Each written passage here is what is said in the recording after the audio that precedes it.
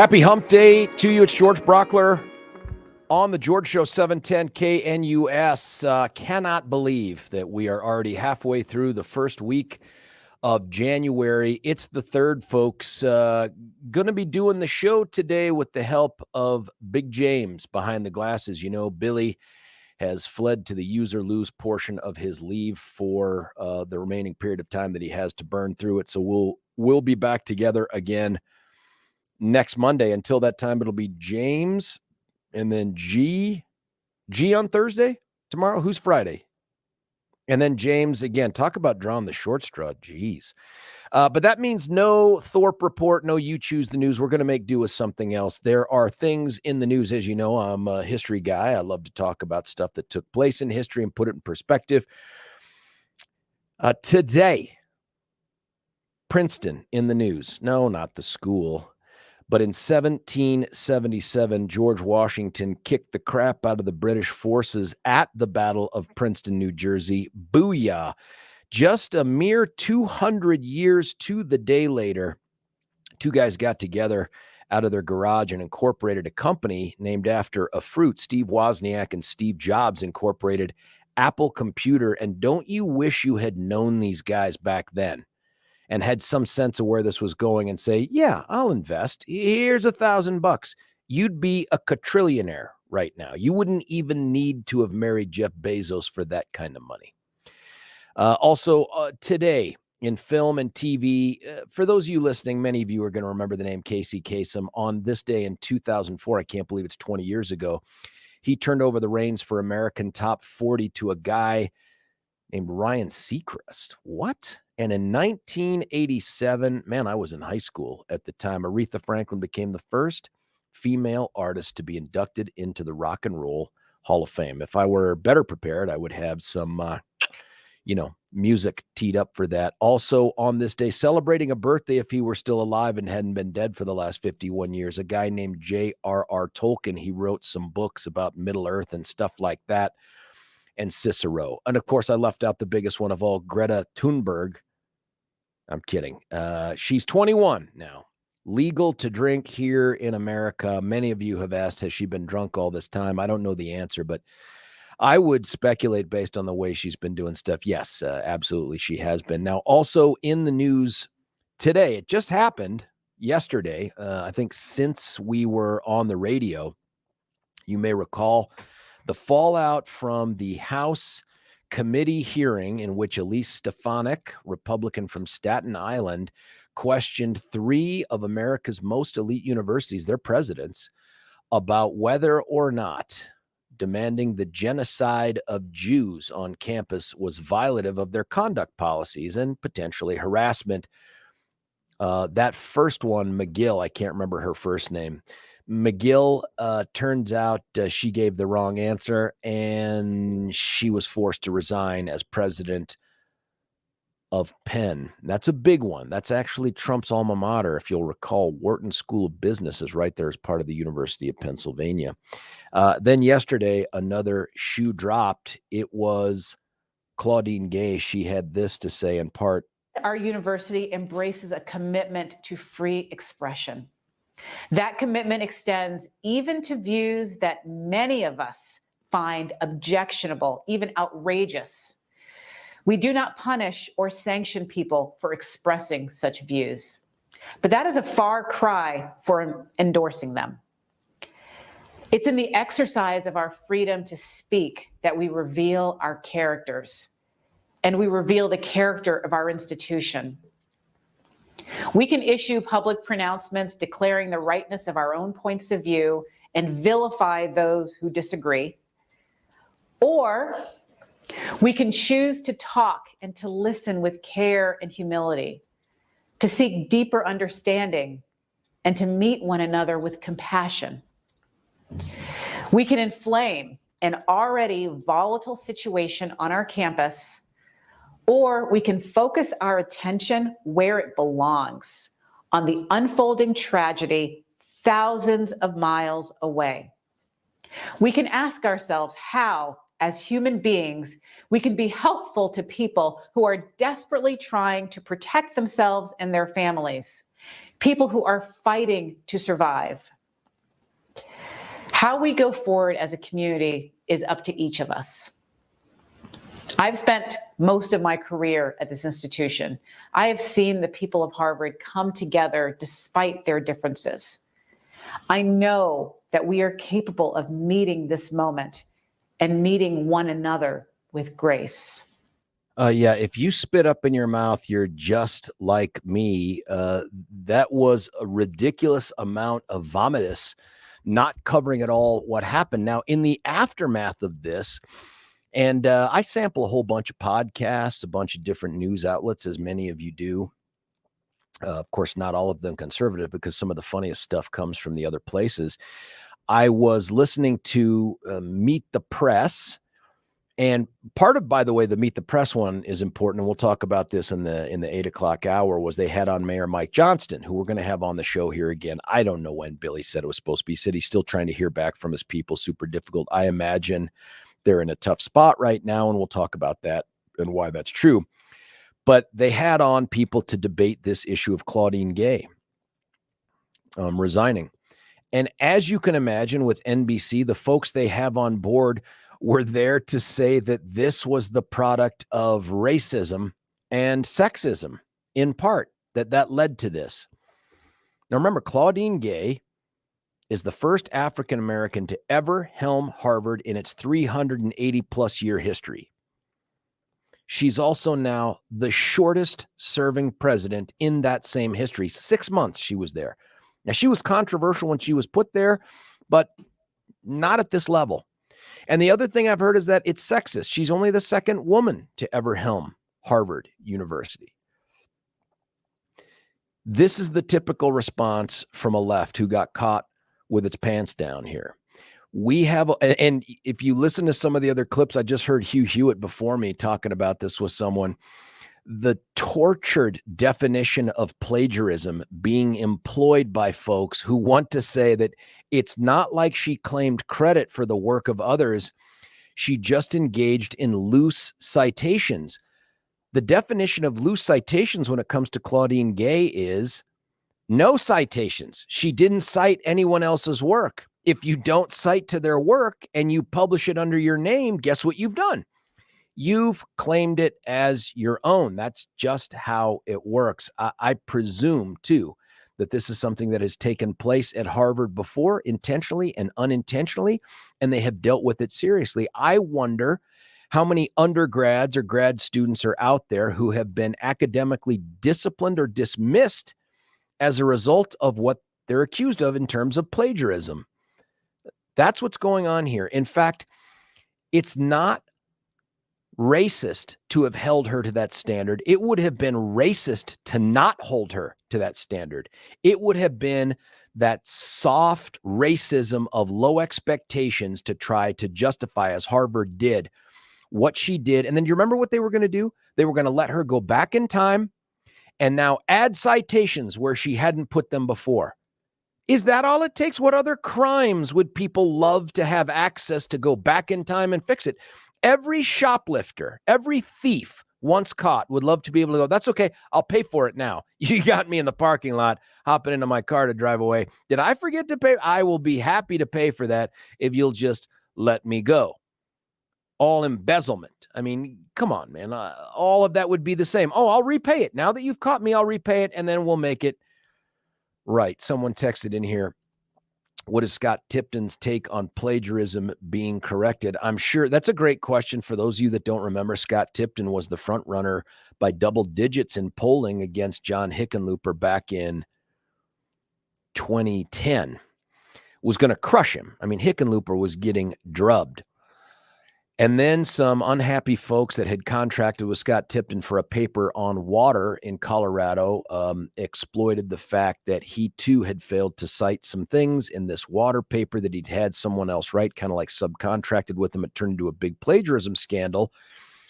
He tanked and then lost at the assembly to a guy named Dan Mays. Do you remember that?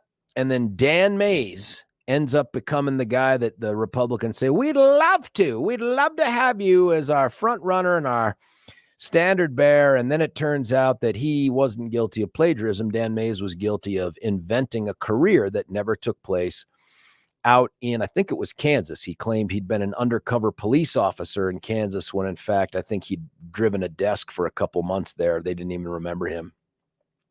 The other piece of this thing was then you'll remember that Dan Mays won't step down and leave the race. And so Tom Tancredo, jumped into the race as part of the American Constitution Party, and combined, they almost drove the Republican Party into minority party status as Hickenlooper ran away with this. If you were looking for our last best opportunity to take back the governorship, it was then in 2010. And then of course we didn't because of that. Says, whose work are you plagiarizing? That was Scott McGinnis. Yeah. I know it was Scott McGinnis. The texter said Scott Tipton's. I presume they were talking about Scott McGinnis as well. That was Scott McGinnis. Thank you, texter, for correcting me there. This is an interesting one. It's a little off topic here, but there's a fella out there who's super bitter about something, and I don't know if he's listening right now or not. He says he won't call in because we don't take calls from, he says, take calls from your pre-screened sync offense who agree with your ideas. For anybody that's called in here, you know that as long as you tell Billy, or in this case, James, what you want to talk about, and it's on our topic, you get on. In fact, I prefer the ones where folks don't agree. So I'm not sure what Mr. Bitterman here has going on, but this was a guy who had previously said, I know you're not a conservative. And I said, oh, okay, well, I am a lifetime conservative. Give me one position I've taken that is not conservative. And then there was a series of texts. Curse words, profanity, calling me Georgie, all this other stuff. And I listen to people that care about freedom and all this other stuff. It sounds like this guy may be unhinged. And if he hadn't already been arrested, I would think this guy was about to go to the Supreme Court and try to set it on fire and shoot at the cops. But what do I know? Here's another one. Dan Mays tipped off his girlfriend that the LEOs were investigating her family. Oh my God, I didn't remember that. And then yes, McGinnis waiting for the coffee to pour. So thank you, texters, for keeping me honest on that thing. But that's where we're at with Claudine Gay. But it's not just national that we're hearing this. And I think I've grown pretty weary of this, and I'm interested to know what your thoughts are on it at 303-696-1971. And you too, Mr. Hater Pants, if you want to call in, you call in, we'll put you on the radio, and you can tell all of us right here what conservative position I don't have, or what position I have that isn't conservative at 303-696-1971. Happy to have you on. Just let them know you're the guy that was texting in, and we'll put you on. There's yet another story, though, where race is being suggested as the reason for it. State Representative Elizabeth Epps, you can find this story at the Denver Gazette.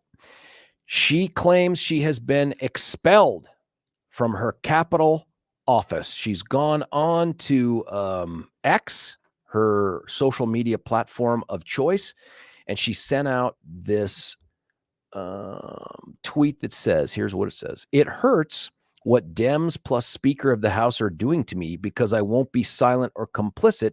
Expelled me from Judiciary Committee, now from my physical, not elected office. Yet it's right in line with bipartisan establishment. Listen to this again. Yet it's right in line with what bipartisan establishment is doing to other Black women. And she used this text to send along Harvard President Claudine Gay will reportedly resign Tuesday afternoon. So here's where we're at, folks. No shocker to anybody on the right that the race card continues to be thrown out for an excuse for every single time something negative happens to someone of color on the left. If you are a Black woman and something bad happens to you, there's a great chance that it's not you. You didn't do anything wrong. It's not the positions you've taken. It's not your unpopularity with your own party. It's because you're a Black woman. If you're Claudine Gay, it's not because you took a gong show-like position on a very slam dunk question about whether or not asking for the genocide of Jews violates some sort of student conduct or expression policy or plagiarism. It isn't that. It's because you're a Black woman. And that's what people are saying now. When have we had enough of this? When do we say enough is enough? 303-696-1971. I've grown pretty weary of the approach that has been taken here by so many. Here are some of the responses. So unjust and very short-sighted. This is to Elizabeth Epps. Sorry you're going through this. And here's Epps. Thank you for the warmth. It is unjust and also remarkably uncreative. Same playbook, same tactics. I'm okay and I'm going to be okay. Doing no part to the lobe, and I think she meant love, from folks like you. You have my love back. The next response was, you should quit. Here's the truth, though, of what happened. Freshman legislators, of which Epps was one last year, do not get offices inside the Capitol. It's an incredible rarity because they have limited amount of space. Usually they get offices out at the annex building, the state executive building, or whatever the hell it's called. The state services building. That's what it is. Just on the other side of Colfax, across the street from the Capitol. That's just what happens. But last year, according to the Denver Gazette piece, 4 first-year House Democrats, including Epps, were able to get offices inside the Capitol due to special requests. And so here's a representative from Aurora saying, listen, in preparation for the 2024 session, she and Brianna Titone, I'm not even sure if that's how you pronounce it, from Arvada, both Democrats, both in charge, reassigned several members, including Epps. Quote, we've been thoughtful and methodical in how we sign offices. Offices are usually assigned by seniority, and it isn't personal. And yet the immediate response from a lefty, big-time cop-hating lefty, woman of color, is, well, this is because I'm black. This is because I'm a black woman, just like Claudine Gay. How tired are you of that argument? In fact, if there is real racism at play in any of these cases, it has yet to be revealed. There is legitimate racism that still exists. I'm certain of it. We don't really get to see it too much. But when it happens, this kind of thing cheapens it and makes us say, this is the Epps that cried wolf, right? This is the Claudine Gay that cried wolf. And all the other people that are coming to their quote unquote rescue by suggesting that they're a victim of racism. Here's some text. George, turning Claudine Gay into a victim of racism and misogyny is another example of the Dem Party to relieve their ilk of any responsibility of committing wrongs. This is pervasive in our country today, especially the criminal justice system. Another text, there is a reason why you hire people based on their character and skills versus because they check a box or more. Of course, the left is saying the Harvard president replacement must be a black woman. Wait, they also can't define a woman. That is so funny. I missed that, Alexa. Did they say that? Did they say they're going to replace her with a black woman? Did they go full Biden with Ketanji Brown Jackson and say, I'm only going to have this specific demographic fill this very important role? You got to be kidding me, man. Here's another one. Claudine Gay is not African-American. Her parents were Haitian. Well, what a brilliant point to make. It's now, by the way, I feel like a moron because I saw this same thing take place in Europe with an American interviewer of someone who was interviewing somebody from England and referenced them as African-American because that's what we've been conditioned to think all black people are. And the person corrected them. They're like, I'm not from America, man. And she was like totally stunned. Now I'm that guy. I've become that guy. Her parents were Haitian. I guess black American. Here's another. How tarnished is a Harvard degree? It's a good question. You know, I've had conversations with people over the last couple days, actually really since this thing has happened, that asked the broader question. And there was another article in the Gazette about this, and that is, how valuable is a college degree anymore? How important is it now to try to go to one of these elite institutions? Even if you're convinced you need to get a higher education, you're convinced you need to get a degree, an associate's degree, a bachelor's. Do you want to go to an elite institution? I mean, Harvard opens doors. There's no doubt about it because of their little cult and all that stuff. But are they waning in influence? Is this part of it? I don't know. I don't know if this taints this or not. I just think it's incredibly embarrassing and unjustifiable that someone who is the president of this institution, could engage in plagiarism and then have people run to her defense to say, no, it's not plagiarism, it's loose citations, and then say, please go back and correct it, no harm, no foul. That's offensive. Where else do we do that? 303-696-1971. Neil from Wheat Ridge, you're on 710 KNUS. Neil, what do you think? Happy New Year, George. Hey, my man.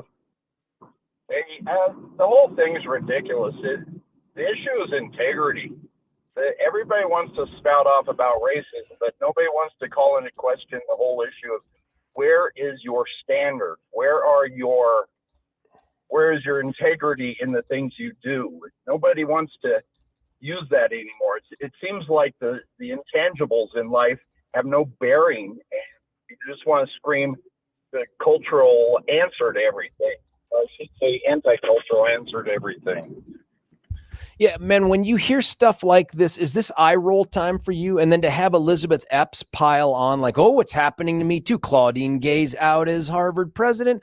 I'm out of my special office under the gold dome because I'm a black woman. Well, yeah, and I mean, if it were a guy, I saw on Twitter that, I don't know his name, but the person that's been put into place as the interim president right now. Yeah. You know, they're saying, well, because he's a male, he got the job. I'm sorry, he's interim. And he's not been accused of any kind of plagiarism. Plagiarism is still a thing. It's not supposed to be something you just sweep under the rug simply because of the color of your skin or your sex. If I were there and I had been doing something of that nature, you know, not citing references, whatever you want to call it, I wouldn't have been allowed to stay in the position. It had nothing to do with it. I'm a white male, but then there'd be somebody screaming white entitlement and all that. Yeah, I think that's probably true too. I did not realize. Now, Alexa sent this, and she's about as well researched on this current event stuff as anybody that we've got here. Says that Harvard is going to restrict their search to another black woman to appease, of course, the lefties, on this thing. Well, it's like everything else in our society. We have to appease people. We can't, again, go basis on the merits, what they've accomplished, who they are in the work they've done. It has to be based upon, well, you know, it's a black woman. The VP we currently have was selected because she was a black woman. Is there anything that could be more racist, Neil, than that? Is there anything that could be more racist than simply saying, I'm only going to search for a fill in the box kind of a person, like a black and a woman? Boom. That's sexist too. Right. Yeah, and then you're called other things if you disagree with that aspect of it, you know. But they're all the left is all about insults. The left is all about feelings. It's not about anything to do with what's been accomplished, merit, integrity, things that used to matter considerably. Yeah, do you have a different view of these Ivy League institutions as a result of this? Well, yeah, I mean, I think they've been going downhill for years when it comes to selecting someone, graduating someone, even accepting someone into their hollowed halls unless they fit a certain diametric. And that diametric, if you're not, as you put it, checking the boxes of such and such and such, well, you know, we have to have space for this. And it's coming through in the outcome, you know, garbage in, garbage out kind of thing. I'm not calling blacks garbage, but you know what I mean. We've changed the parameters. We've changed the parameters from what used to matter to what is societal appeasement. No, we if you're looking for racism, man, it's in this kind of approach. It's what Joe Biden did, right? When President Biden says, I have an opening on the Supreme Court, I am only going to select from black women. And we talked about this way back when it happened. That is racist. That is sexist. And you simply cannot cure racism and sexism by engaging in it, by embracing it and saying, this is how we end it, is we engage in it. It's just utter nonsense. I wonder what MLK would do. I mean, we're going to celebrate him here 2 weeks from this past Monday, right? A week from Monday. I wonder what this guy would think about all this nonsense, that blacks are really being targeted. I mean, remember too that Elizabeth Epps, who's crazy lady, Crazy lady, and also a Jew hater and an Israel hater. Like, she is all in for Hamas all day long. She and Timmy Hernandez probably put on their Hamas heart t-shirts all the time and dance around the Capitol. However, she says, I'm being picked on because I'm black and I'm a woman. And yet, when she was removed from the very prestigious House Judiciary Committee, she got removed at the same time as a white dude from Highlands Ranch. That guy, Right. Crazy Bob Marshall. And it's like, well, Right. how do you justify that? How do you explain those kinds of things? And yet here we are, trapped in yet another moment in time where we're told that it was racist to hold her to her being Epps or Claudine Gay to the same standard you and I would have been held to. And now we're going to fill in her spot in order to appease the race people. We're going to make sure that we only pursue black women. I hope that's not true. And I don't know, maybe if Alexa finds that, she'll shoot me the link. I hope that's not true. That would be extremely disappointing. Well, yeah. And I think it comes back to just the simplest of standards, strength of character. Character, we used to teach that character matters. Well, young people are seeing that character doesn't matter, and it's starting to infiltrate their own lives and how they think. Groupthink is more important than what a person does, what they've accomplished, what they stand for, than as individuals. Unless you agree with me, unless you are willing to go the direction I'm going, it doesn't matter.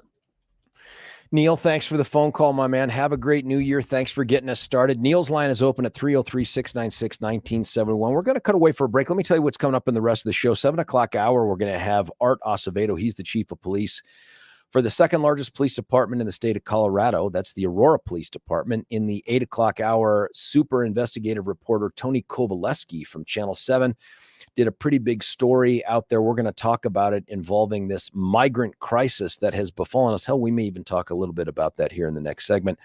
And then in the 9 o'clock hour, Vince Bzdek, he's one of the bigwigs out there at the Gazette. And he had, if you want to get yourself ready for it, he had, I thought, a pretty thought-provoking editorial the other day referencing Lincoln's Lyceum speech and how it's applicable yet again today and where that leads us. Love to have the conversations with you, whether you're in agreement or disagreement. Texter 303-696-1971. Find the courage, have the conversation. George Brauchler, 710 KNUS.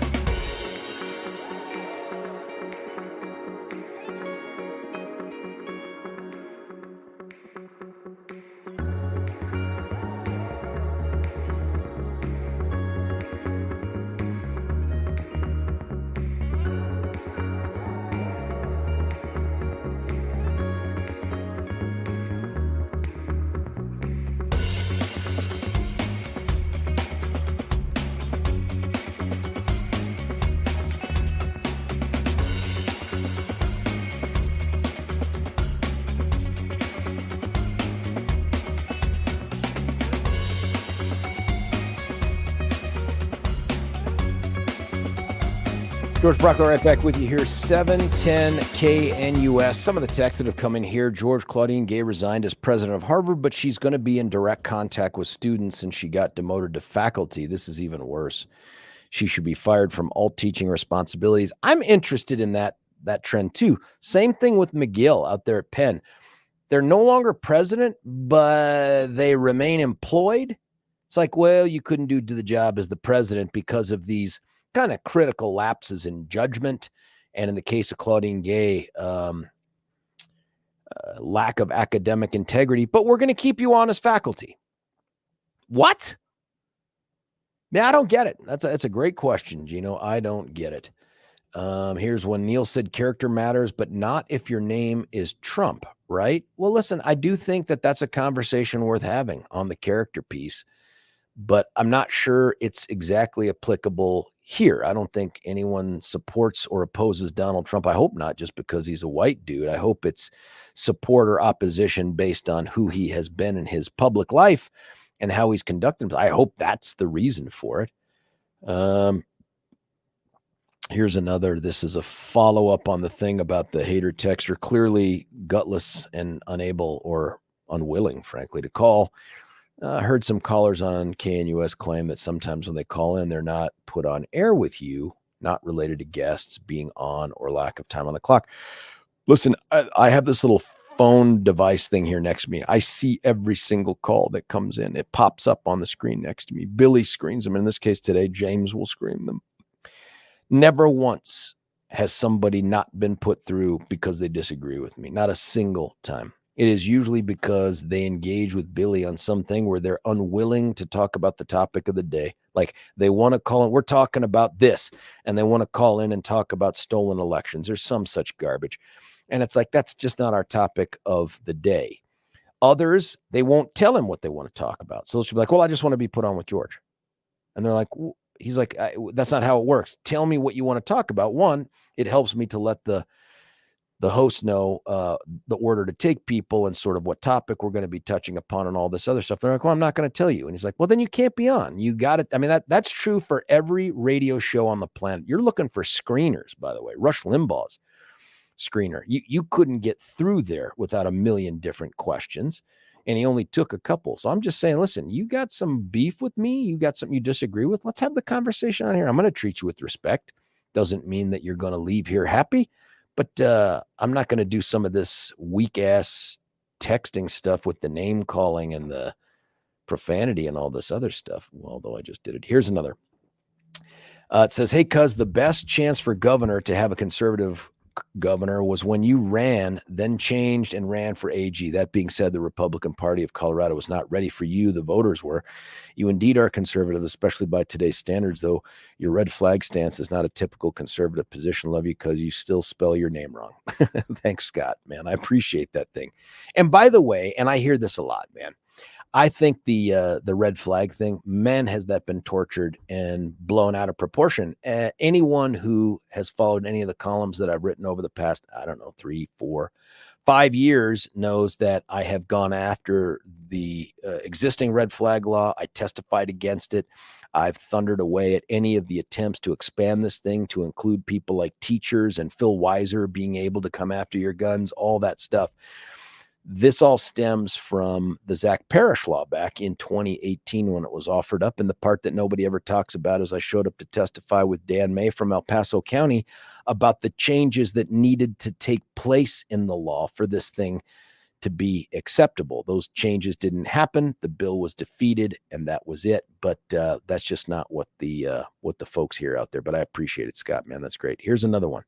George, I think celebrating the cancellation of Miss Gay is a mistake from some viewers, I presume listeners too. My view is she erred on the side of caution regarding the First Amendment and Harvard policy, and people seem up in arms about that. Better to err on the side of caution with the Constitution, right?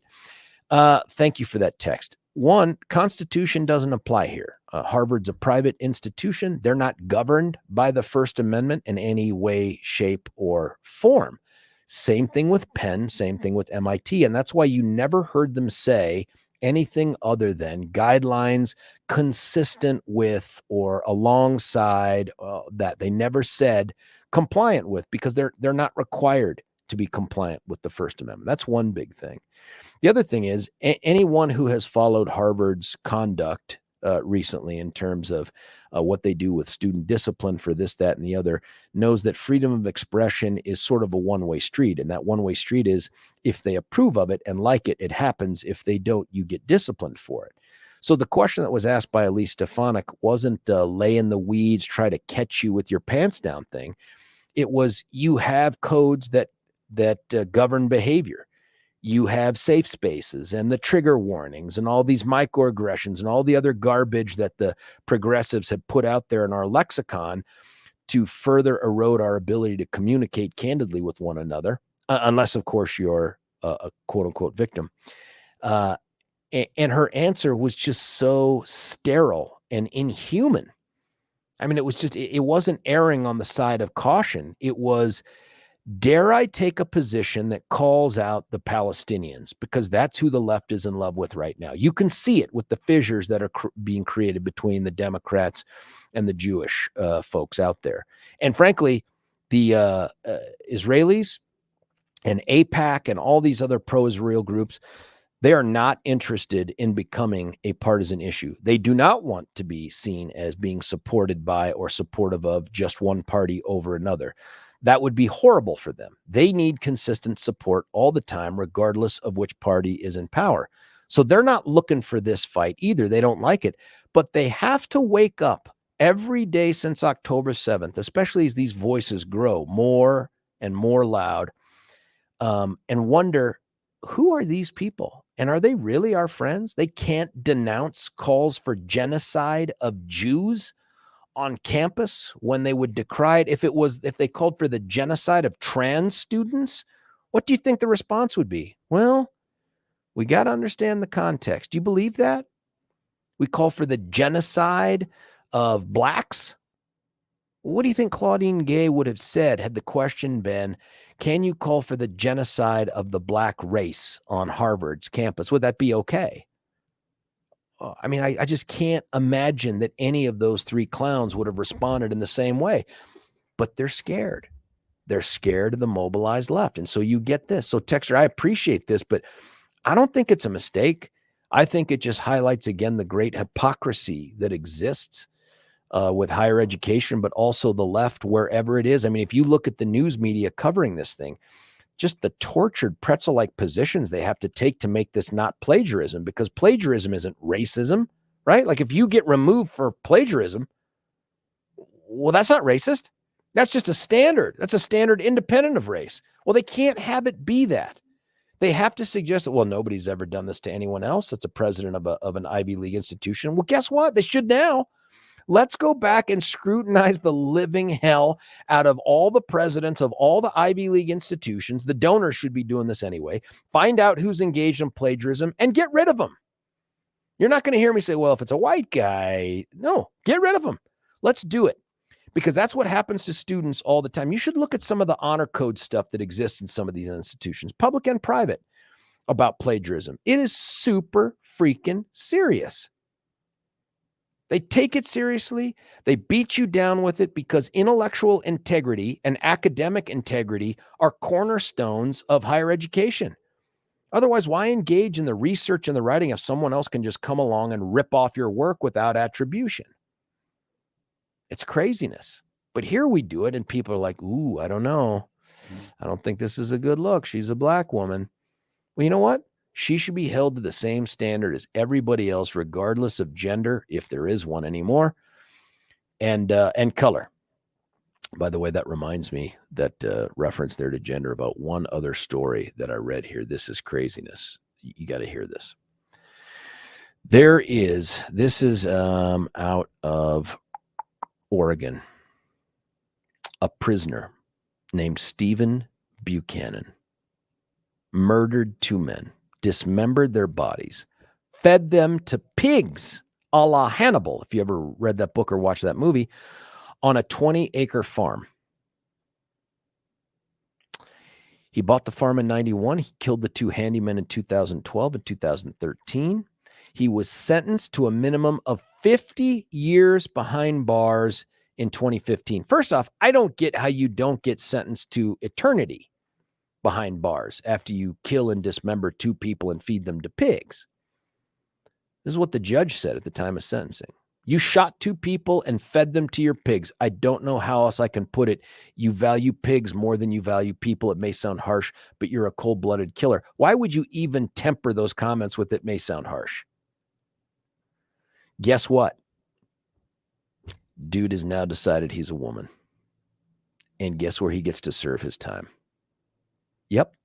Coffee Creek Correctional Facility, a woman's prison. They've now put a male dude, seemingly with male parts, who killed 2 men in a women's prison to serve out the rest of his time. Folks, we have lost our minds. We have gone bonkers. We'll take more of your calls and your texts when we come back. It's George Brauchler, 710 KNUS.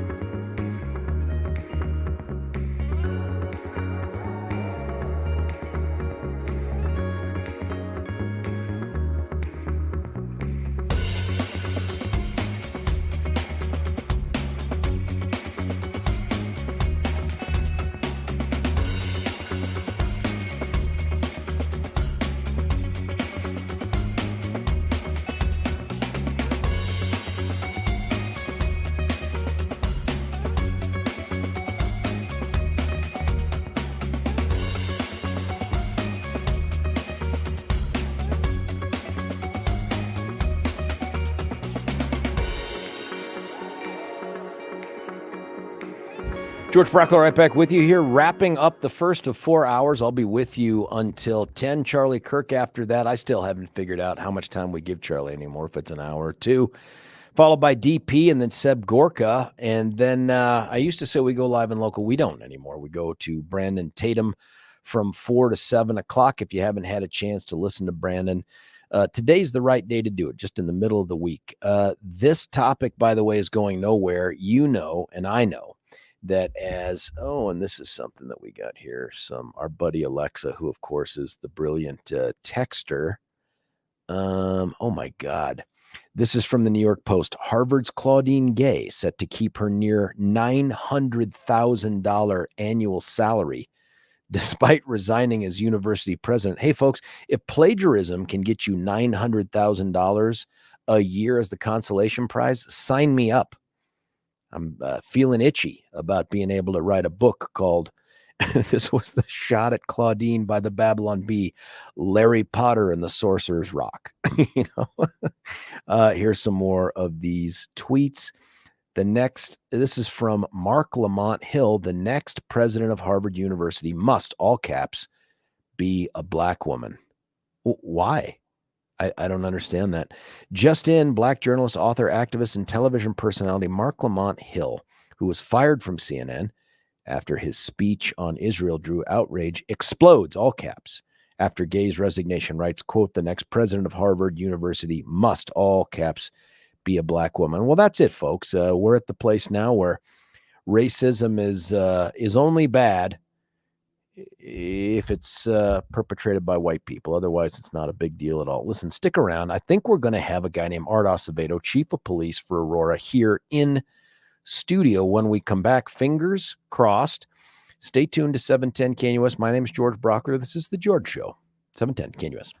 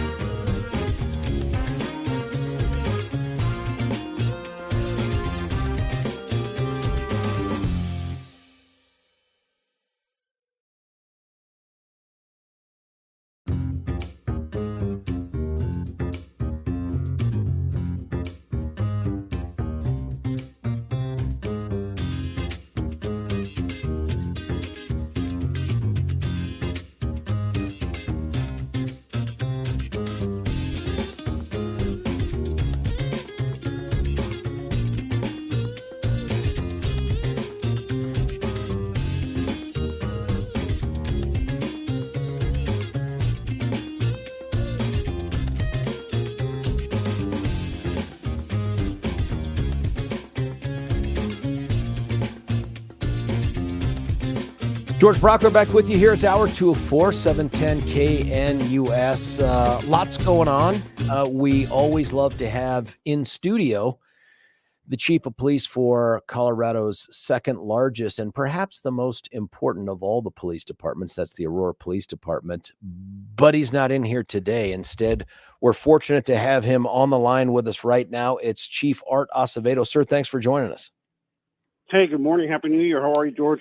Living the dream, man. I heard from your PIO person that this was some sort of a calendaring thing in terms of getting you in studio. And I don't want to tell you how to do your job, but let them go. No, I'm kidding. I'm joking. It happens. Anything big, by the way, for you on New Year's? Any New Year's resolutions as chief? Do you guys do that as a department? Like our New Year's resolution is 0 murders, or what do you do? Yeah, our New Year's resolution is to criminalize everything that would hurt people and have nothing happen this year. But actually, my New Year's resolution is just to keep working on keeping our crime trending in the right direction, which, last year, we'll get the numbers later this week, but I think just about everything went down, which is a good thing. I want to keep it. Man, I hope you're willing to shoot those numbers or a link to them over to us. I'd love to be able to have that conversation on the radio too. Yeah, absolutely. Have we had any murders yet in 2024? And I knock on wood. I don't know if it's a jinx thing. Oh gosh, are you going to use the Q word too, George? Come on now. Well, I don't know how else to ask the question. No. I mean, that's great. No, that's great. I Denver can't say that. Denver Well, can't. Yeah, say I that. mean, I don't look. It's just the world we live in, man. People just, especially youth. We can talk about youth violence. They're just they're out of control. Not just in the Denver metro area, but in a lot of places around the country. And the sad thing is that some people in elected officials are like at the state and federal level or in denial. They don't think there's a youth violence problem, and when there actually is. You were, maybe still are, the interim chief. Any word on whether 2024 is the year they make you a real boy? Yeah, I think the interim title's pretty much gone. Boom. Have they done the vote? Is there some sort of a special dance, some smoke? Yeah, we got to finish the negotiate. We got to negotiate here or sometime this early here in the year, hopefully this month, and then the council has to confirm the appointment. So I presume that's going to happen. Yeah, hopefully. Whatever. I'm willing to serve, and at the end of the day, again, it's all about titles. We're all interims anyway, so it doesn't really matter to me one way or the other whether it's interim or not. I actually brought a bunch of photos and putting them up in the office. Oh, some of my stuff. That feels a little more permanent then. There's the difference between interim and just the chief. As you actually start putting things up, people walk by your office and think, "Oh, he's going to stay." Oh, great! No, he's getting comfortable. He's staying around. He's sticking around. Yeah, that's it. As DA, I was always skeptical of the young DA's offices who never had anything on their walls. I was like, "What's going on? I mean, are you looking to leave here? Like, why don't you put down some roots, like anything, like a diploma, a license to practice law?" You are probably now going to reassure so many people, both good and bad, that they're like, "Oh, damn it, he is sticking around. This is actually going to stick." Yeah, you know what? I think things. I'm happy with the progress we're making with with the work, and quite honestly, there's so many good officers in Aurora. Just some really good people. So much good work's going on, and I just think they need some advocacy and to advocate for them. And we've got the legislature starting here pretty soon, and we got to save them from themselves. I'm sure they're going to try to decriminalize just about everything under the sun and try to raise the age at which people have to be before you can charge them with the crime. Like last session, where they wanted to say no one under 13 could be charged with anything other than murder. And at the end of the day, what they're doing is making these kids targets of older youth for this manipulation and of adults. And so we're going to save them from themselves and keep fighting the good fight. I'm sure we're going to have other things we're going to want to get done, including the fact that, I don't know if you realize this, but one of the biggest complaints that we get, not about violent crime, it's about folks that don't pay their registration on their vehicles. And it really irritates the bejesus out of Coloradans. We get more calls and messages from folks about that than a lot of other things. And so we need to find some other tools, maybe some the ability, when we find those cars parked on the street after 6 months without paying registration, it gets impounded, right? Yeah. Some new authorities, because a lot of these guys will just run from you, and most departments aren't going to chase you. So, well, you got to park it somewhere, sometime out in the street, and that's one of the things I want to work on this year. Is that something Mayor you Kaufman's would already talking you need a change in the law or city ordinance to do that, or could you do that right now? My understanding from city legals, we're going to have to ask some legislative support on changing some things, but we'll see. Have Either you way, heard we're from gonna- CACP is the Chiefs Association there for Colorado? Have you heard from them what legislation may be dropped? This is the week. I think we kick off the legislative session. Is it tomorrow or next week or something like that? I think it's either later on this week or next week. I'm not sure, but I am part of that organization. They do some great work, and I'd have to look to see when our next legislative meeting is. But it's every year. I don't know how much we're going to play defense this year, or maybe going offense, trying to get some things done. No, it'll be all defense, and it's not a reflection at all in you or law enforcement. It is purely a reflection in the breakdown of the elected representatives under the Gold Dome. Couple things you brought up, and I had forgotten all about this, Chief, but you brought up that dreadful bill that will probably come back again this year in some form, where you're right. They tried to make it so that if you were a certain level of teenager, that short of murder, your punishment for, like, let's say you catch career burglars, and by career I mean just repeatedly habitual burglars at the age of 13, you could not take them into custody, not even for a millisecond, unless they posed an immediate risk to your health or to their own. You couldn't take them into custody. Instead, your officers would scratch out a little note to the parents that say, you're required not to come to court ever, never. You're required to come to a meeting, a collaborative meeting with a bunch of other do-gooders that are going to sit around the table and try to talk about why Timmy keeps burglarizing homes. The penalty for not coming to that meeting was stern words and an invitation to yet another meeting. If you blew off 3 meetings in a row over a period of time that's undescribed, undefined, then the system might request DHS to initiate a dependency and neglect action. I mean, this is the kind of thing that turns Aurora and the surrounding metro area into Lord of the Flies. Do you know what I mean? Where kids can just run amok. Sexual assault, have at it. Burglary, go ahead. Steal cars. And you're right, Chief. What that does is it creates tools for the adult ne'er-do-wells. They find these teenage kids and say, you can do this and it will never cost you anything. Yep. And the sad truth is that people just don't care. I mean, we don't want to get kids and warehouse them. But we do need to get kids out. We do need to get kids out of the atmosphere, the environment, the circumstances they're in sometimes, and get them the right program in terms of treatment and even medication. Sometimes, medical.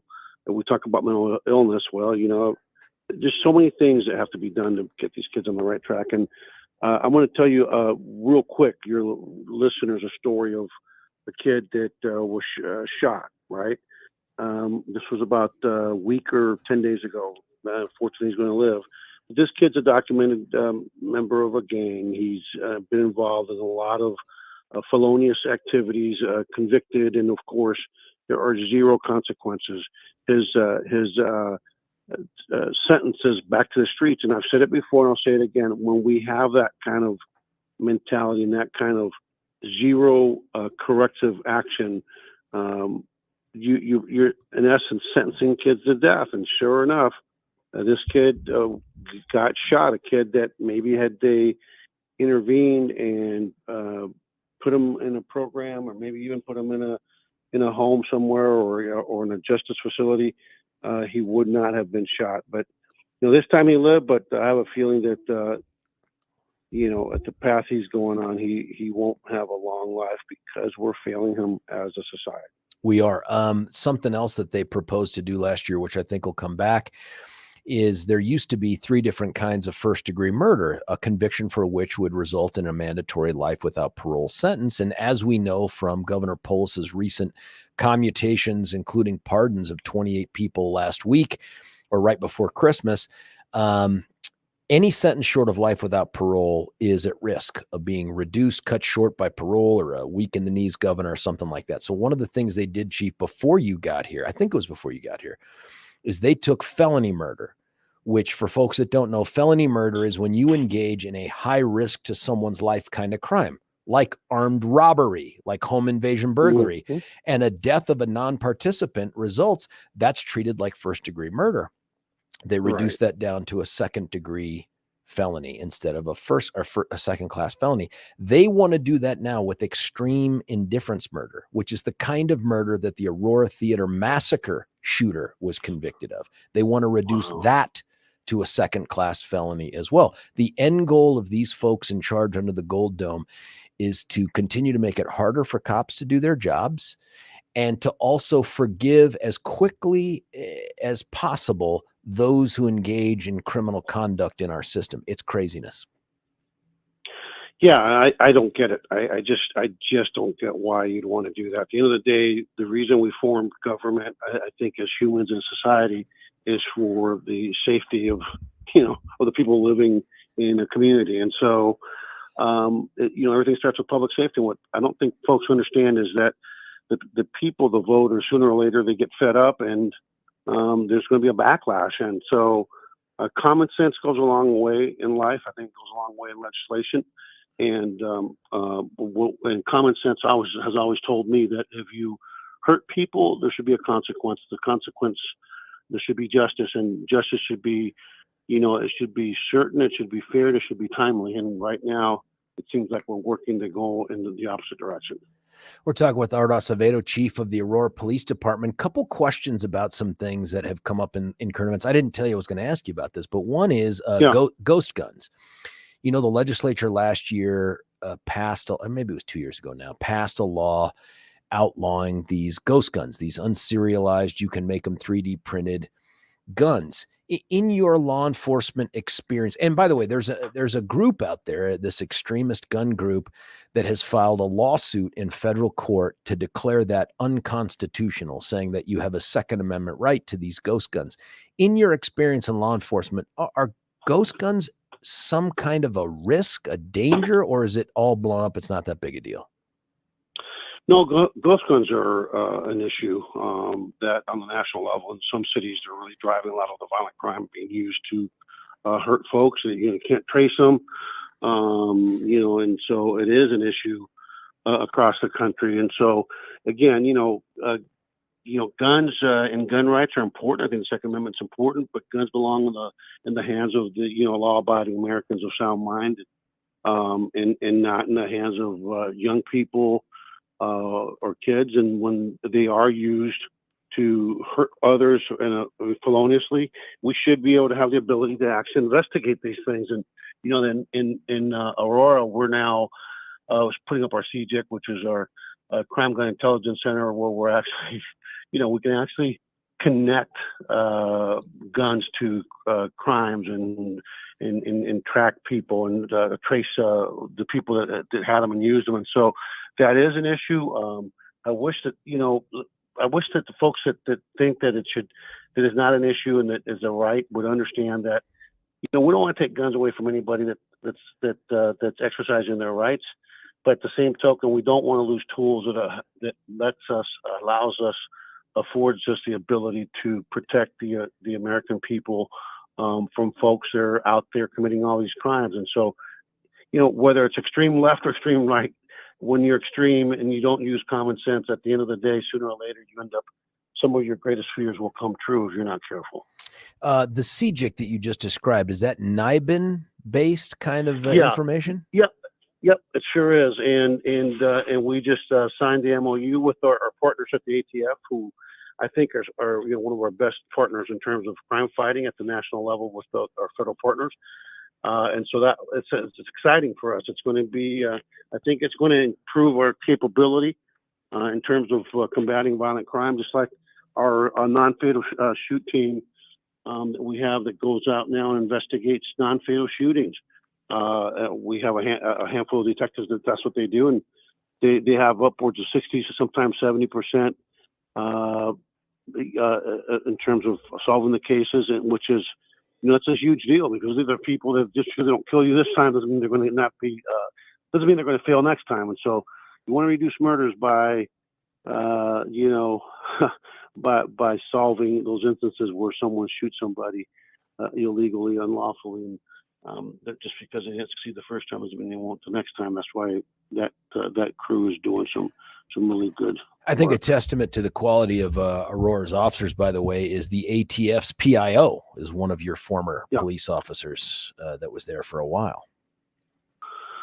Yeah, which, you know what, Aurora's got a great reputation in terms of being a great police organization. And, like everything else, we've had bumps in the roadway, but that's just part of, what happens when you're dealing with human beings, and when you're dealing with a dynamic profession where a lot of things happen quickly in a matter of seconds, milliseconds, and sometimes we're not going to do the right thing, or we're going to make a mistake. But at the end of the day, when you look at the body of work of our department over the decades, over the years, the good completely outweigh the instances where we have not done it the way we should have. We're talking with our Acevedo, chief of police for Aurora. Question about a case that just resolved that predates you by a bunch. And that is the Elijah McClain case. We've now seen the last of the 5 prosecutions. The last trial were the 2 Aurora fire guys, the paramedics, who were found guilty of, I think it was criminally negligent homicide. I'd have to go back and look, in causing the death. There were 3 other officers who were prosecuted over 2 trials. 2 of them acquitted outright. I think one of them has returned to the police force. The other 2 are gone for other reasons. And only one was convicted, faced in sentencing. Any reaction to those cases? How closely did you follow that? And what should the public or even your own organization take away from that prosecution? Well, look, I think that that was a situation that occurred, a tragedy. There's no way around that. You can't deny that. But at the end of the day, whether we agree with the prosecution, whether we agree with the folks that were convicted or those that were acquitted or not, this is a system that we live and work under, and it's the rule of law. We've got to be supportive of it. At the end of the day, though, I believe that our department, both of our departments, because of the death of Elijah McClain, have come a long way in terms of the way that we're training and the way that we approach problem solving, the way that we approach dealing with individuals we encounter on the streets. And I believe that out of tragedy, part of what we have to do is figure out how we can get something good come out of it. And for me, the way that we've evolved as an organization in our training, our policies, and procedures is a win for the officers that we are privileged to lead, and in the community that we're privileged to serve. And so, it's time for us to flip the page and move forward and try to move our community relations forward, our policing forward, and make that bond between both stronger. Because when we have increased public trust between law enforcement and the public, I think that is a win for officer safety. That's a win for community safety, and that's a win for the quality of life for the folks living in our city, in our communities, and for the officers that serve them. And so I'm glad that it's over by and large. The one officer is not, he's still on personal leave. We're not sure what he's going to do, whether he's going to come back or not. He's still on personal leave.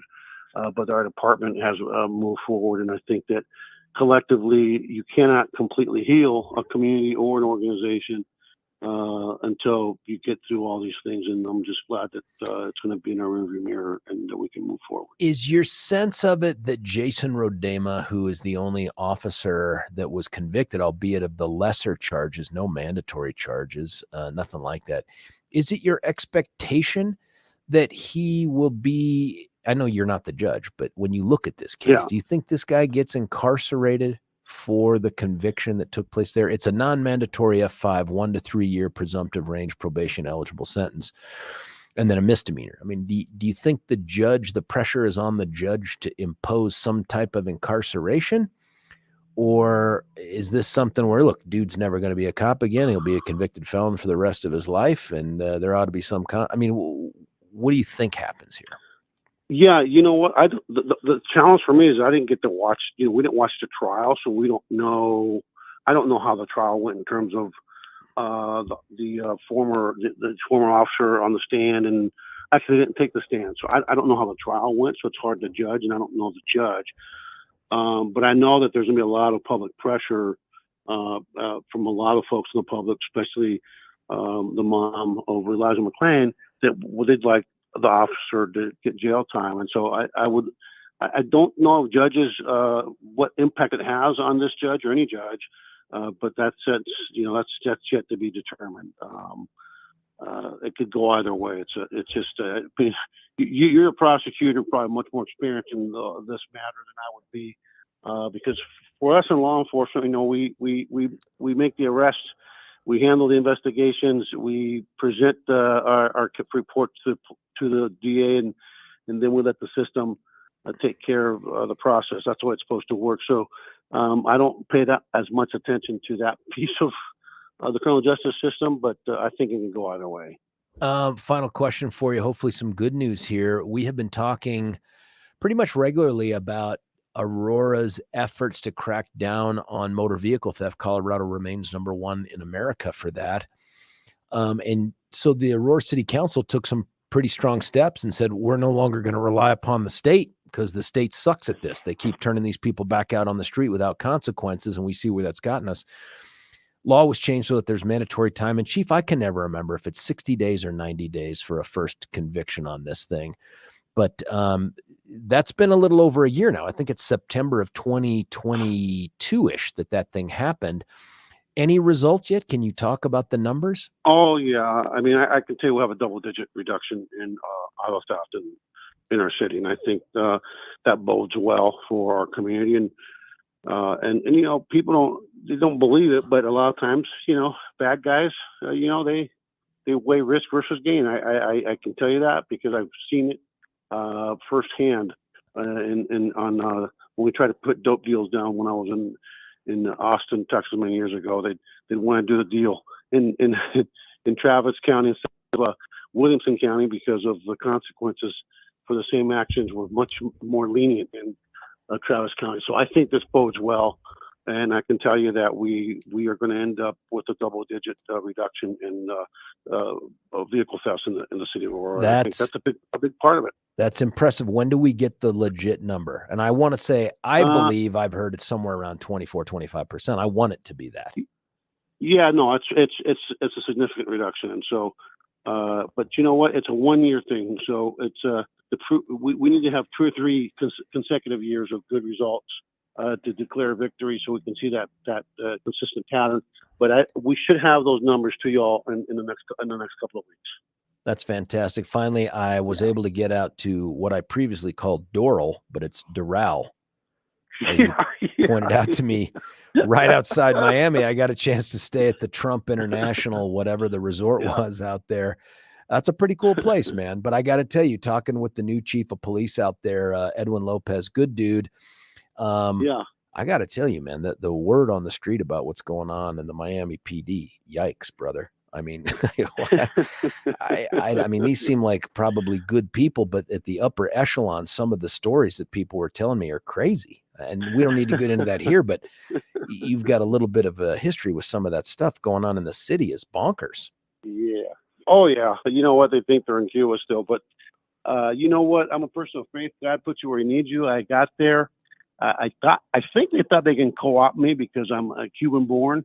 But I'm an American by the grace of God when we received our political asylum in 1968. And no, I came here. My parents brought me here to assimilate and adopt the best parts of our country and traditions of our society here in the United States. And that 8-page memo to the FBI may not be the sole reason, but I can tell you that they're starting to go to jail. Some of those people, they're being held accountable in civil in civil court trials to the tune of a $63 million judgment against one of the crooked politicians.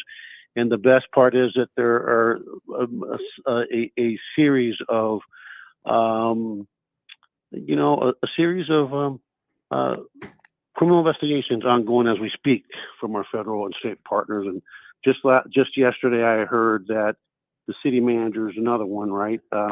His wife owns a furniture store as part of a furniture company, and guess who they've bought millions of dollars worth of furniture from with no bid agreements? Her competitor. Over the years. yeah. Her competitors, her husband is like, you better buy this furniture. You're not coming home. Oh, my sweet it's goodness, all coming man. out. It feels like it's the It's all 50s coming or out. something out there. Maybe that is cute, but it feels like this is a time in the rear view mirror. That's craziness. Hey, Chief Art Acevedo, thanks as always for being generous with your time. I'm sorry you're going to have that opening in the PIO department based on the failure to calendar. But yeah, but either that or it could be the calendar system itself, because some other stuff has disappeared. It's pretty bizarre. We'll talk with you again in the new year. Thanks for coming on.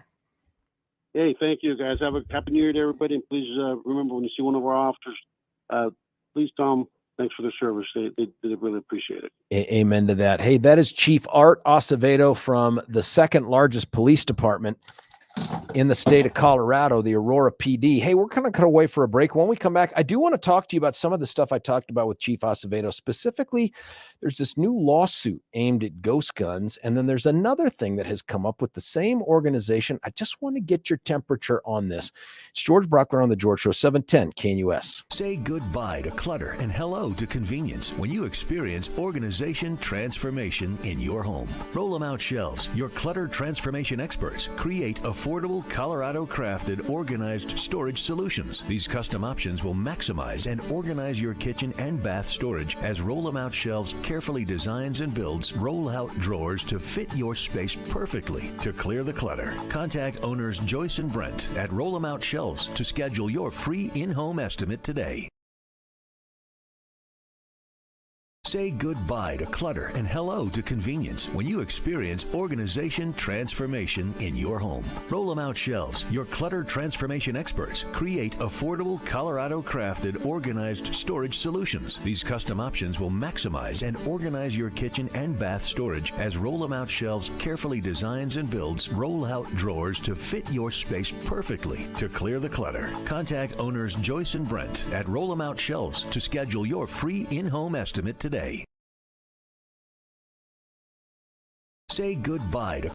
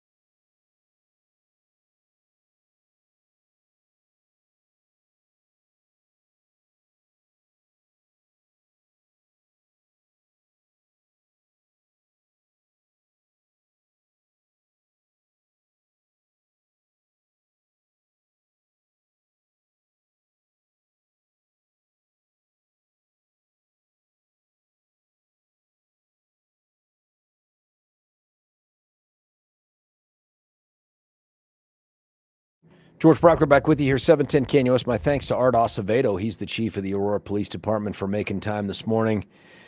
And I imagine they'll be posting that opening for the PIO position sometime later today, although I've received text saying there is no opening.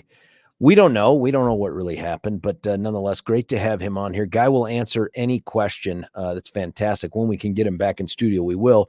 And then he'll answer some of your questions as well. Now, one of the things that has taken place is a whole bunch of laws went into effect.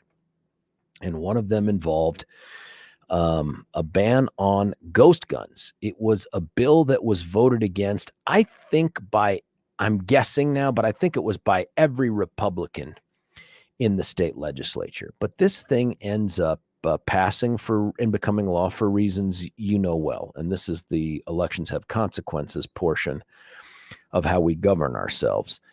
Well, a group out there called Rocky Mountain Guns and Stuff, and some other group called I'm going to get this thing. I'm going to nail this thing. The National Association for Gun Rights filed a lawsuit in federal court yesterday challenging that law on constitutional grounds. Now, the reason I asked Chief Acevedo about this was this ghost guns thing. I've often wondered how big of a deal this is in the state of Colorado or elsewhere. Is it like a couple times something like this has happened and now we're just super motivated to want to find another way to regulate or limit guns? Because that's what it feels like. Every time something happens anywhere, this lefty legislature finds a way to try to infringe on the Second Amendment. But then the other part of me looks at these ghost guns. These are guns that you can 3D print. They're called unserialized because they have no serial numbers on them, and those serial numbers perform a pretty important function, at least in terms of law enforcement and criminal justice stuff. And the question is, should we be able to make any kinds of guns that we can assemble at home without regulation from the man, without regulation from government? I'm really interested to know, because the law enforcement guy in me is torn on this a lot. Because one, I don't want the government, putting restrictions on who can own this, that, or the other outside of the typical, the age and the cuckoo for Cocoa Puffs and that other stuff, and convicted felons. But I do wonder if this law, in its absence, doesn't it work to undermine our other existing laws, which are you can't sell guns or give guns to the underage, the mentally infirm, or convicted felons of a certain kind. Now, you may remember that we talked about this on the show a bit ago. I wrote a column on it recently as well.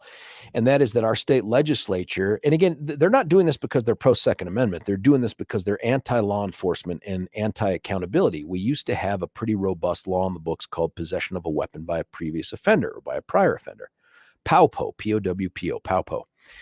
And those POWPO laws sought to prevent convicted felons from possessing firearms. Now, there's a legitimate debate about whether or not such a thing should apply to someone who has served their sentence, who committed a crime completely disconnected from or unrelated to a firearm or violence for that matter. So, for instance, somebody was guilty of theft from a store, and it was theft over a certain dollar amount, and it became a felony.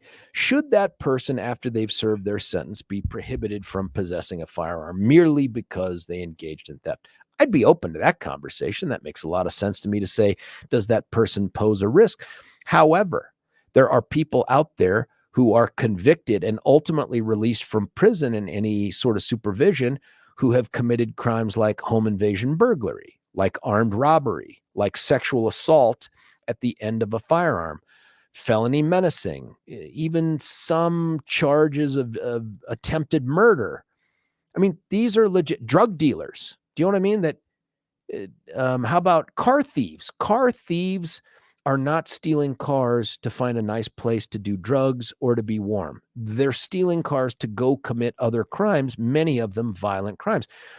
There are violations of the law where you would say, I don't trust your judgment anymore. And so we have these laws. We had these robust laws. And of course, the Dems stepped in and said, no, drug dealers and car thieves and a whole host of other people ought to be able to get their guns back.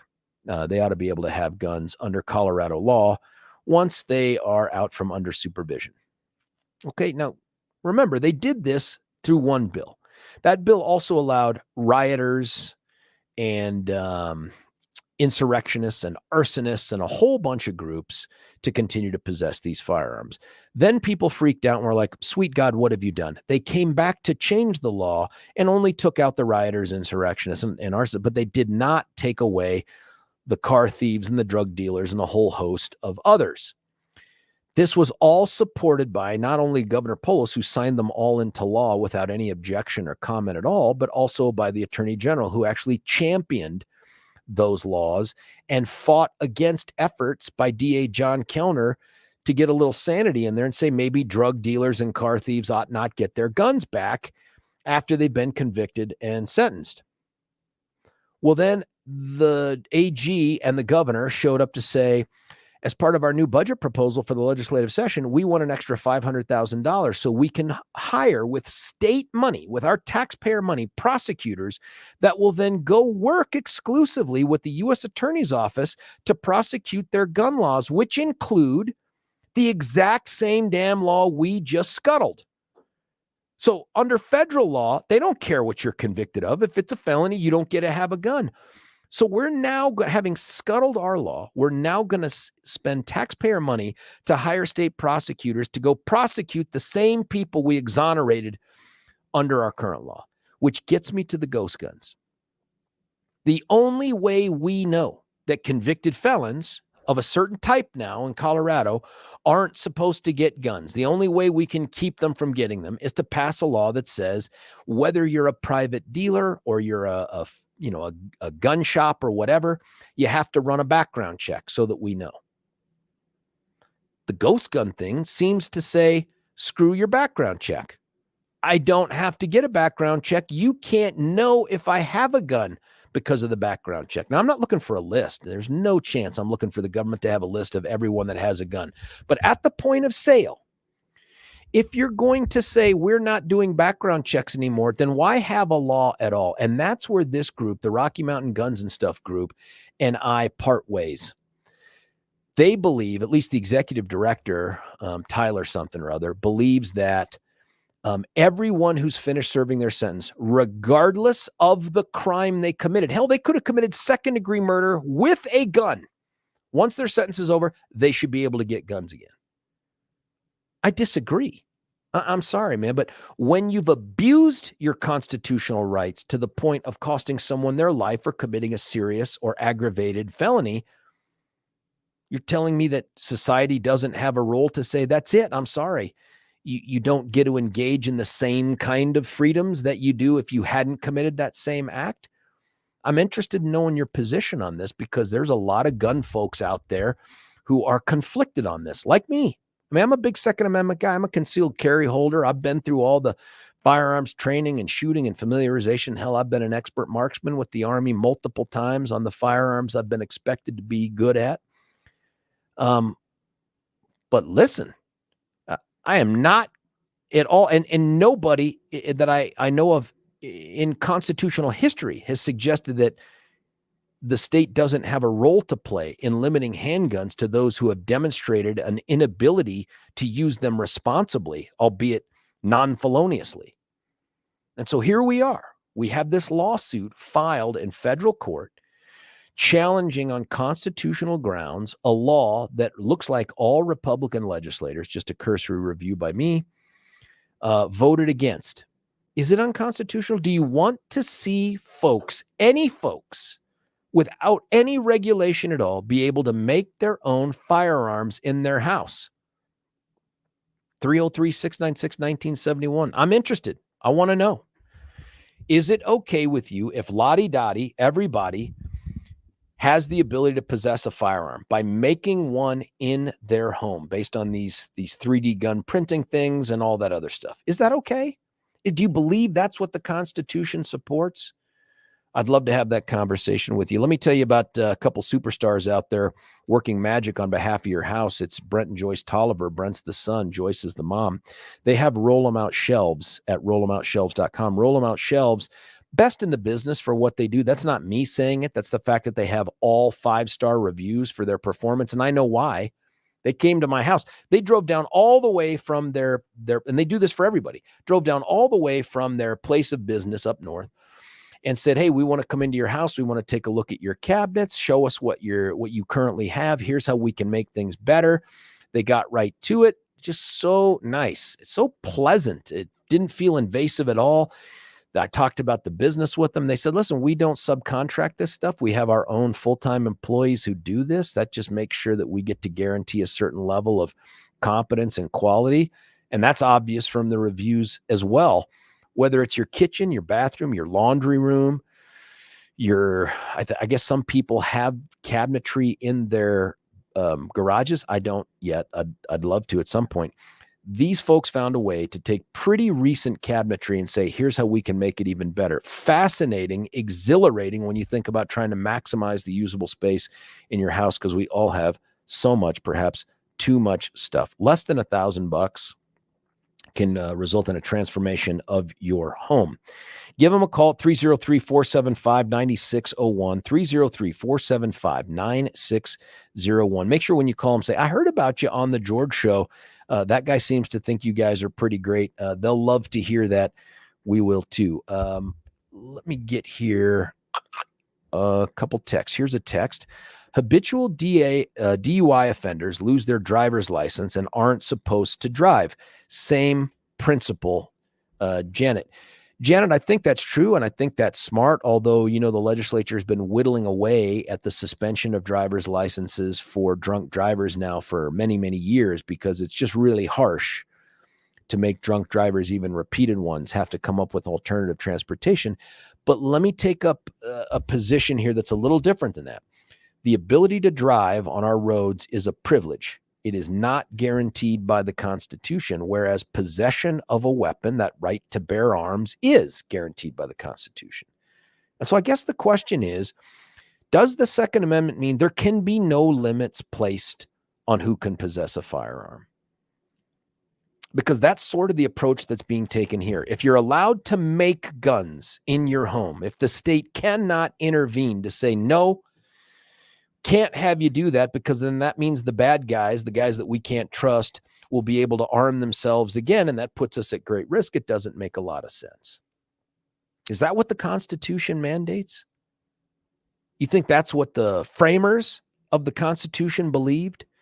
That anybody, under any circumstances, regardless of past conduct, how would you even keep someone who is mentally infirm from, even if they've been diagnosed, how would you keep them from getting their hands on a gun that they could make at home? I mean, because let's not fool ourselves into thinking that just because you're insane under the legal definition of sanity and you would go out and do harm to someone means that you're not smart enough to operate equipment.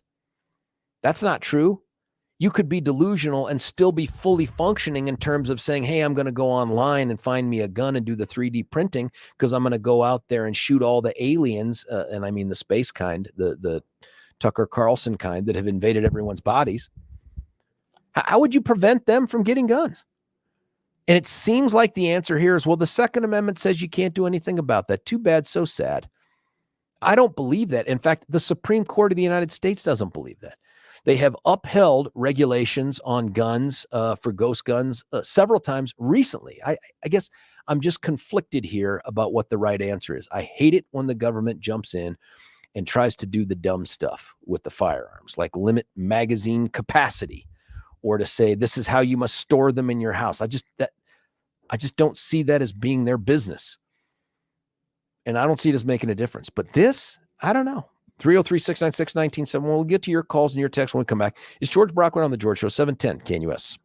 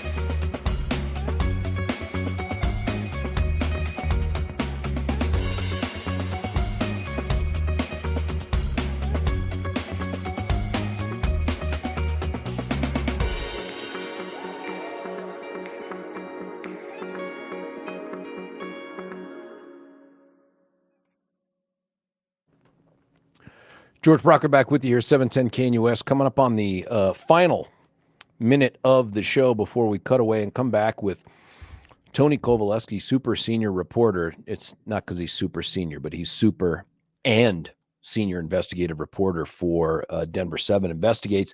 He's going to tell us about a story that he broke yesterday.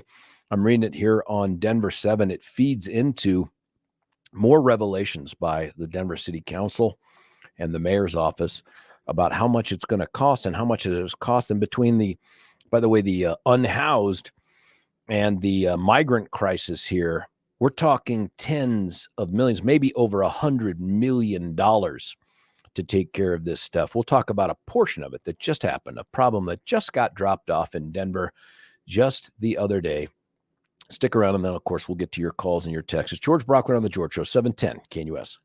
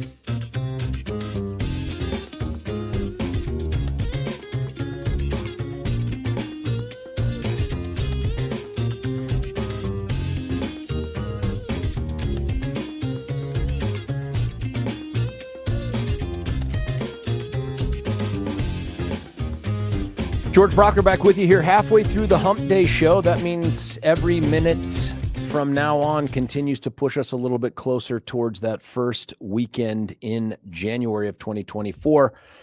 As always, happy to be joined on the radio by super senior reporter. And of course, there's a comma between super and senior. His name is Tony Kovaleski out there at Denver 7 Investigates. Sir, thanks for joining us.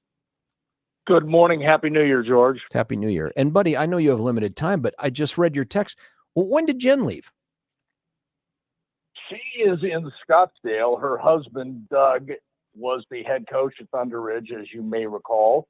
He got a phone call and an opportunity to go join one of the top high school programs in the country, and he's now coaching the Chaparral football team in Scottsdale. She joined him down there, and she's working at the ABC affiliate in Scottsdale as an investigative reporter. And yeah, she abandoned me. When? How long ago was that? It happened in June. Sweet God, where have I been? I swear to God, I talked to her. It seems like within the last 3 or 4 months. That's just heartbreaking because Jen, of course, following in her dad's footsteps, a great investigative reporter. I think it's the other way around, but we'll go that way. Look, proving that point, by the way, you had a story that you broke here on Denver 7 the other day about busloads of migrants. Talk us through that. Well, my phone kind of blew up over the weekend about what happened, and it was in the Central Park neighborhood, essentially east of Quebec and south of I-70, and sources telling me as many as 19 buses and vans dropped off migrants on Friday, about between 8 a.m. and 1. Now think about it, the Friday before a long weekend, Yep. Timing is perfect. And it's important to stress, city leaders have not confirmed this information, although it's coming from what I consider to be very reliable sources. Hold on, even today, Tony, they haven't confirmed it even today? We don't have confirmation. They were looking as of yesterday. Okay. This morning, I've not heard any update. They promised on Monday. Remember, it was a holiday. Yep. To dive into it, and I'm still waiting for callbacks and info. But on Monday, the holiday, we were out there in the parking lot, talked to employees. There's a Home Depot, there's a Walmart, and there is a Sam's Club in that area, right? Yeah. Talk to employees, talk to people, say, did you see anything on Friday? And people said, yeah, there were drop-offs. They didn't know the exact numbers that my sources were saying, but they said, yes, there were people out there trying to make money, washing windshields, driving people or trying to help people with their groceries from one of the stores, the Walmart or the Sam's Club, or with their items from Home Depot. And I actually talked to a security officer who said his company was hired after what happened on Friday to step in. And he said there were some of the migrants trying to charge people to park in the Sam's Club parking lot. As you know, when you go to Sam's Club or any of those stores, Yeah. Parking is free. So trying to make money. He said they were kind, they were nice, but they were brought in to send the message, you can't do this. You're generally harassing customers and impacting the businesses. So, it was an interesting story and supported not only by sources, but by people out at those 3 businesses that we talked to on Monday. When you talk to these folks too, I mean, and this dovetails with some other reporting that's been taking place with other outfits like the Gazette, where they talk about the wins and losses with some of this illegal immigration stuff and even legal migration. There's a story here in the Gazette about the owner of a Shell gas station at North Spear and Zunai Street saying, yeah, these folks come in here and we are now missing all of our squeegees. You know what I mean? Like our wipers for the windshields. Yes. Because these folks take them and then run out to street corners and try to hustle money from people by squeegeeing off their windshields. It reminds me of 1970s New York. Well, yeah, I mean, we have seen this in various cities, right? We've been in that awkward position where somebody will squeegee your vehicle and then have that expectation. But, the bigger picture is the solution. And you might have seen Mayor Johnston on CNN on Friday going to Congress, calling on Congress to come up with a solution because, the difficulty is They come to our community. We are a sanctuary city, as you well know. And then the problem is created so how do they survive? How do they survive? And the mayor's looking for solutions. Obviously, the city is getting inundated with busloads, whether it's 5, 10, 15, or the 19 that we heard. It's an issue, and it's got to be addressed. It's a bigger picture. From the guy at the gas station with the squeegees to everybody in that community that's trying to deal with it. Was trying to go to Sam's Club on Saturday and having to manage a difficult situation. They want to survive. They need money. What's the solution? One of the things that has come out since then too is Mayor Mike Johnston was on Meet the Press. I think yesterday they do a podcast. Sunday. Was it Sunday? Maybe it was Sunday. I thought it was Sunday. It could have been Sunday. Yeah. And he talked about the fact that they are right now Denver is looking at up to 15% of its general budget going towards trying to address this migrant crisis. I don't know if you've heard anything more about that, but do we know even like where these buses are coming from and how do we stop them? Well, or can we stop them? I mean, I don't know. It's assumed they're coming from Texas, right? And they're going, as we heard on Friday on CNN, they're going to Denver, they're going to Chicago, they're going to New York City. The mayors from all three cities stepping up and saying, we need to solve this. And, it's a major issue. And from as simple as the people that are living in these communities, trying to navigate their daily lives, from the migrants' perspective, right? They get on a bus, they're stopping in a city. This is now their new home. They have nothing. And some of these people are getting off with kids. It's families. I can't imagine. I try to put myself in those shoes. What would that be like? I know, the role of us as reporters, George, as you know, is to bring things to light, and then hopefully things are solved. We did that again on Monday, and I can tell you that there's probably going to be more stories like this, right? This clearly, of course, this isn't going to end until we figure out whatever our immigration policy is at the national level. This is the local consequences.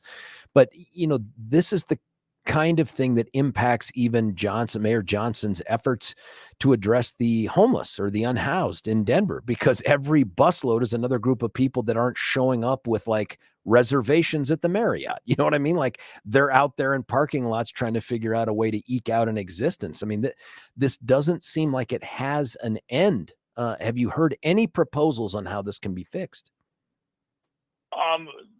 The mayor on CNN was asking Congress to step in, to create funding for the cities, to provide money for the migrants, to allow them to start building, to provide money for the cities that are having to deal with this, because there's a trickle-down effect. I mean, we saw in 2022, 2021, the impact of homelessness in Denver, that the mayor and city leaders were moving city employees from other departments to deal with homelessness, and that had an impact on building permits. We got calls often about delays in building permits. So the trickle-down effect is massive, because as humans, and credit to the mayor, he's trying to do what he can to find the funding, but at some point money runs out, and that's why he and other mayors are calling on Congress, the federal government, find some money, step in. There is precedent. This has happened before with immigrants from Honduras, with immigrants from other parts of the world that have come in. And so he's hoping Congress acts quickly.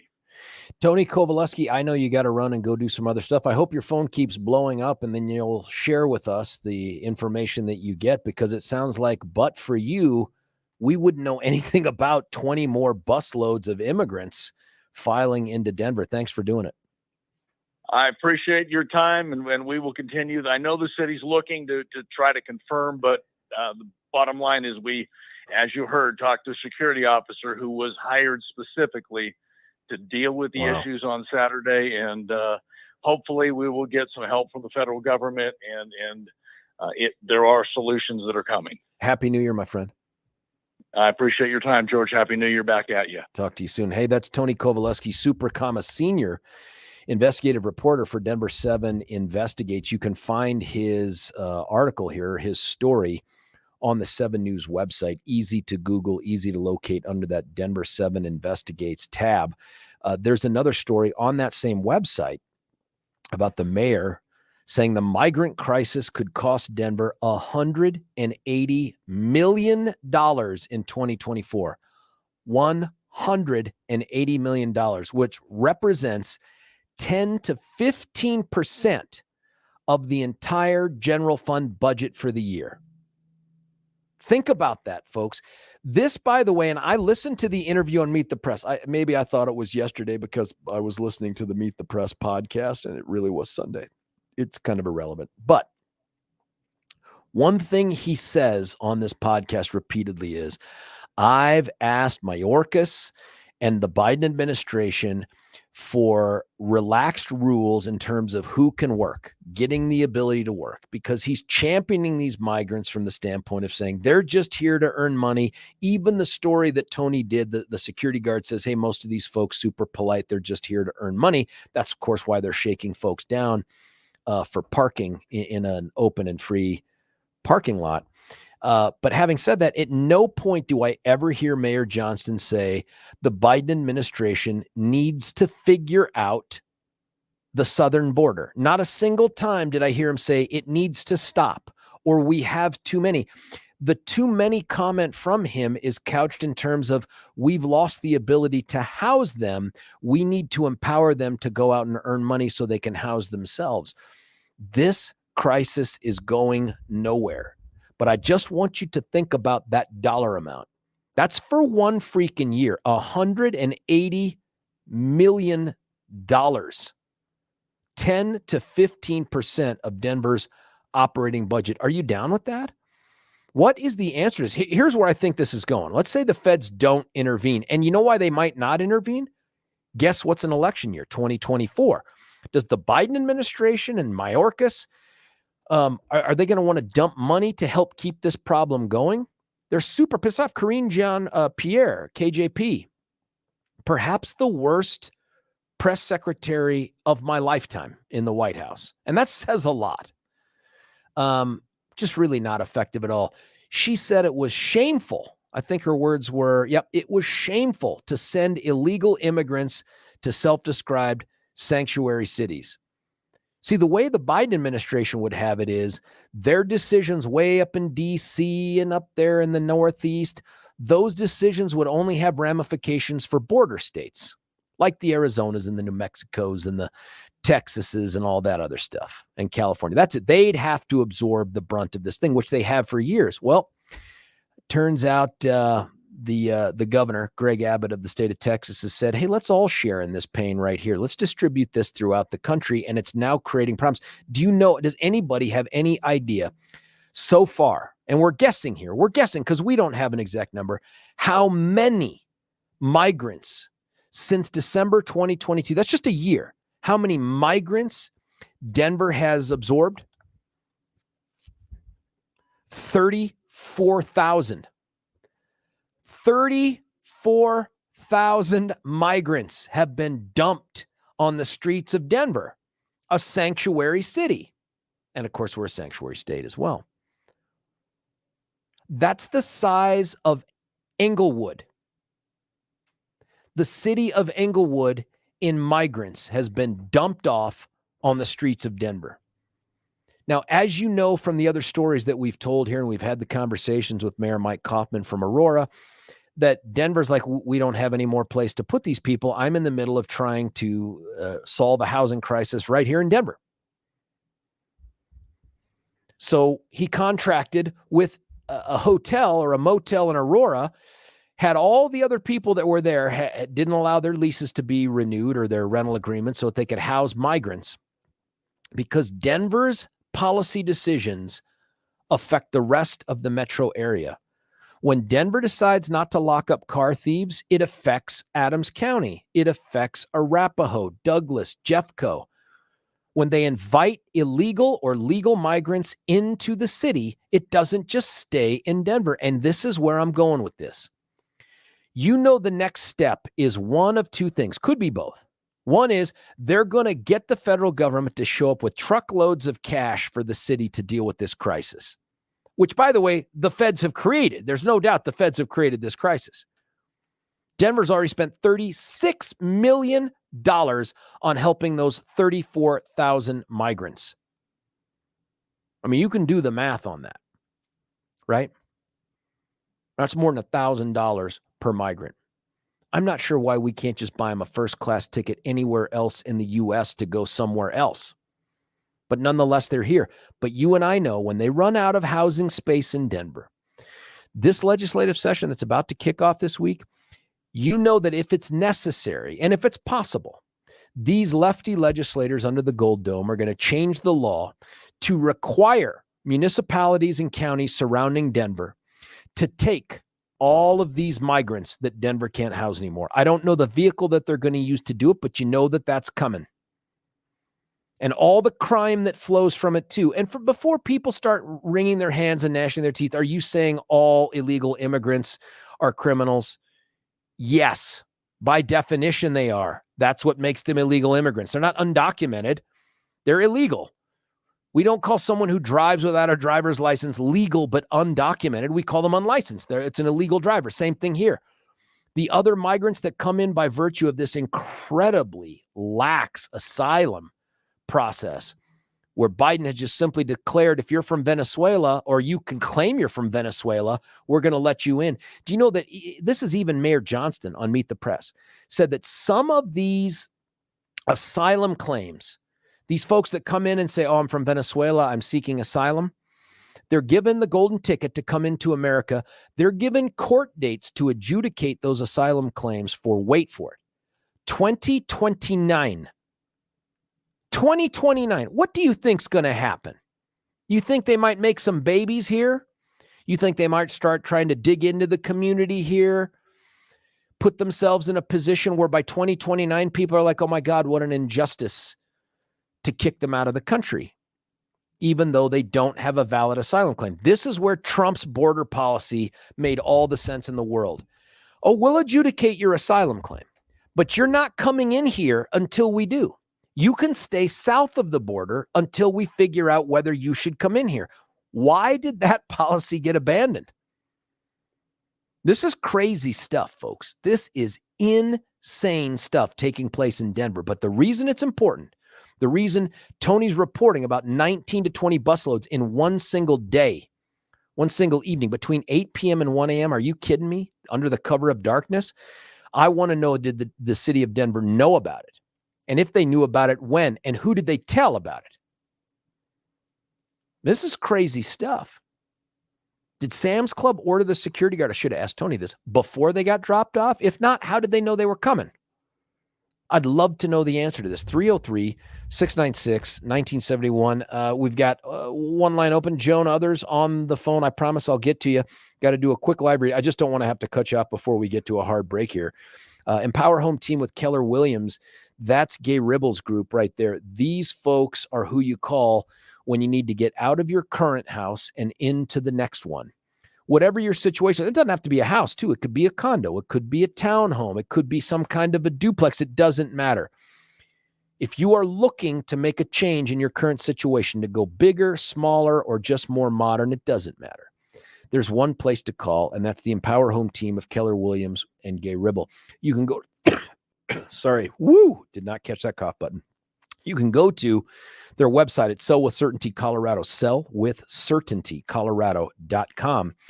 They teach you about a whole bunch of things, about not just what they do, but about the market and considerations. They can help point you in the direction of the people that can provide the financing that's just so hard to get for the right amount and the right terms in this day. But you can also call them, and that's where I'd start. 833-301-SOLD. Very nice, helpful people. 833-301-SOLD. 833-301-SOLD. Check them out. When we come back, Joan, others, texts that are coming in here, a lot of texts. What are we going to do? What's next, by the way, for this other immigration shoe to drop? Folks, we are fundamentally changing America here. And by we, I mean the administration.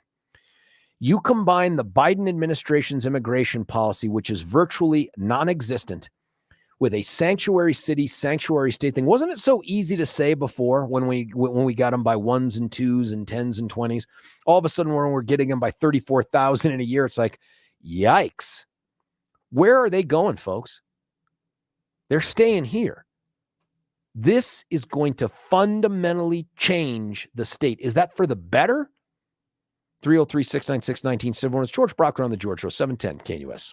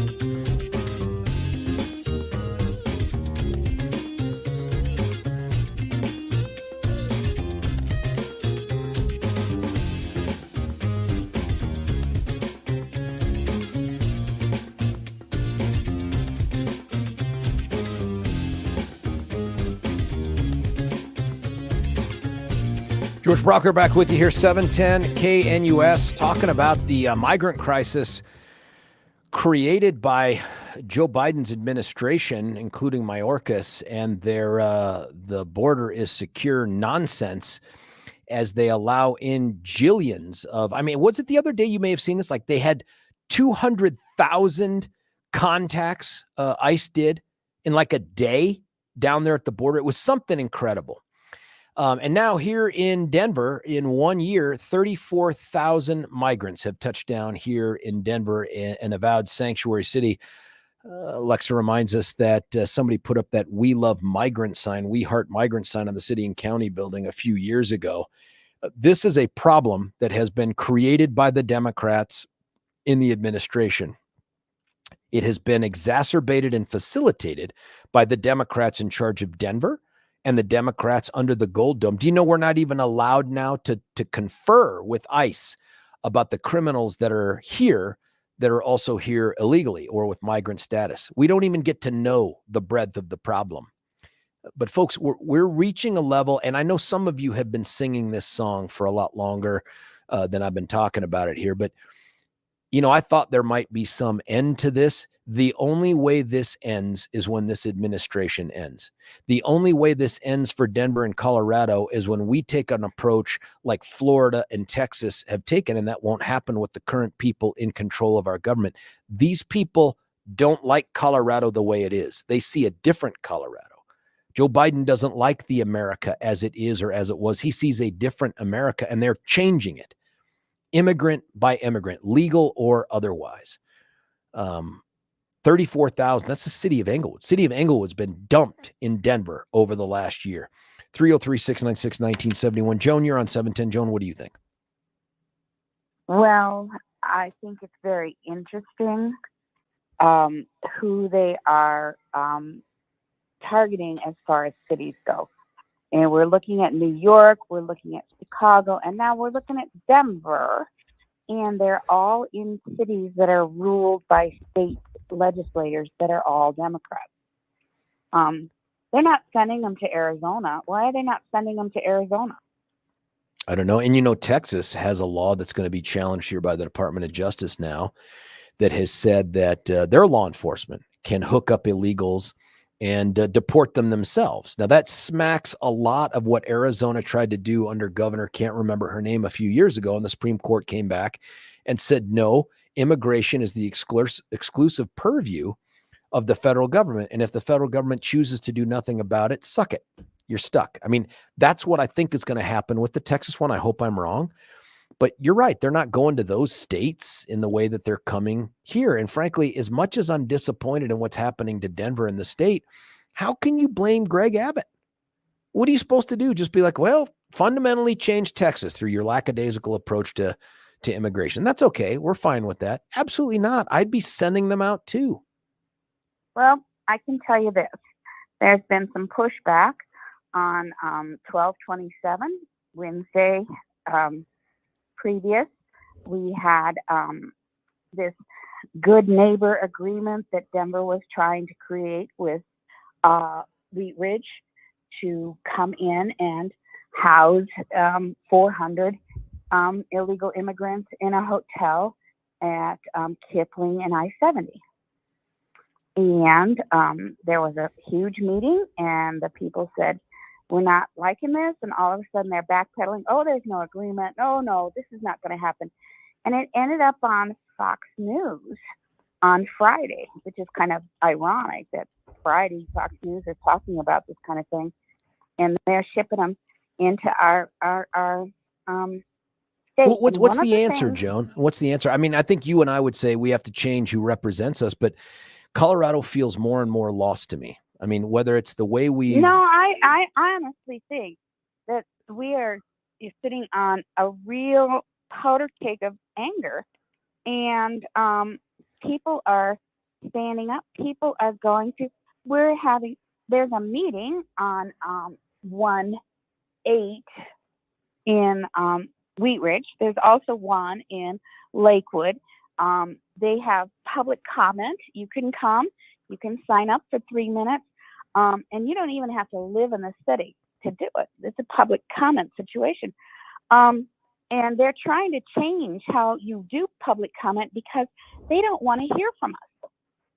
And the very sad thing is, if they don't listen and they keep squashing and they keep saying, we know but what's best, and they keep, they're going to have a real problem on their hands. Joan, I want you to be right. I don't think you are. And the reason I say that is 45% of the electorate being outraged and loud and screaming and pointing out all this horrible stuff is still a losing proposition, as 55%, 52%, it doesn't matter, 50 plus whatever percent ends up continuing to vote for these I hate America, I hate Colorado clown shows that populate the legislature. We need something. But here's Colorado the thing. needs to be worse than it is now. And I don't wish that on it. It's clearly not bad enough for people to want to vote for change. It's getting worse. Friday night, over here at Jewel and Kipling Parkway, a whole bunch of thugs on scooters. I don't know what this scooter scene is and where they're getting the scooters. Came into the Safeway parking lot there and broke out all the windows on the strip mall on the south side. What? Yes. Did they ever catch these thugs? Not yet. That was just Friday. I mean, seriously, can we do anything, in less than 48 hours? It's like them saying, oh, we don't know if these buses were here. It's been 5 freaking days. That group of scooters, though, I imagine that wasn't like a gang of migrant scooter drivers. I mean, I presume that was... No, they're giving all of this stuff to these immigrants. So these are migrants on scooters breaking out windows? I don't know if they're migrants or not. What I do know is this is less than a mile from my house. Yeah, this is appalling. This is another show, Joan, but there is an assault on private property rights taking place at the highest levels based on all of this indifference that we show to people who destroy and steal our stuff. We're just basically sending the message that property ownership is a thing of the past. They're trying to push us more and more to this rental dependent on city and state government kind of existence that they have in Europe. And I'm just not interested in it. Joan, Happy New Year. Thanks for the call. Hey, listen, Joan's line is open, 303-696-1971. A couple texts before I get to Ken and others calling in on Joan's line. George, I'm assuming, a migrant come to my door, dropping my DoorDash, lady in suburbs. He very aggressively was demanding I read his translated text on his phone, and he was begging for money. He was intimidating and aggressive. My dogs were very loud and on the defense. They scared him off. I called DoorDash and sent them the video. I was afraid. This is going to happen more and more. Even at my house, I had 2 women show up. I didn't feel afraid, but they showed up with this pre-printed card that was like, "We clean homes." And if I asked them any questions, they had Google Translate, and they wanted me to go use their phone to do Google Translate. And I'm like, I'm sorry. No, thank you. We're not, if you don't know the language, I'm not hiring you to help out with my house. I don't want that to sound anything more than it is, but no, but for the same reason, I just don't trust what's going on here. Here's one. Don't have to send them to Arizona. Arizona has the problems too. It's a border state. Yep, that's true. Another very scary. Unfortunately, the only real way to deal with this is most likely an untenable trade-off most Americans don't want to do, i.e. harsh penalties and deportation by force. I don't know that Americans don't want to do that. I mean, there's no doubt we're super soft, and there's groups out there that have not been affected by this, by the way, that feel like, this is just our moral obligation to these people. Like, the border is largely irrelevant. Just wait, though, till the state changes enough that we now have to raise taxes because we've used all this money to pay for these immigrants, or that crime has gone up, or that they've been the victim of crime. Let's hear what their stories are then. Let's hear what their take on this is then. 303-696-1971. Ken from Thornton, you're on 710. What do you think, Ken? Well, I think a lot of the liberal left, a lot of the voters have, at one level or another, decided to destroy or let the state of Colorado implode somewhat, or much like California has become. It's going to be the ruination if it's allowed to continue. And although, I guess if you do some kind of analysis, there's reasons for why these people think that way, but it's so destructive that I cannot understand how they get and maintain this kind of critical mass to keep this insane, democratic, progressive way to maintain it. I don't understand what's happened to this nation that we're letting this thinking prevail.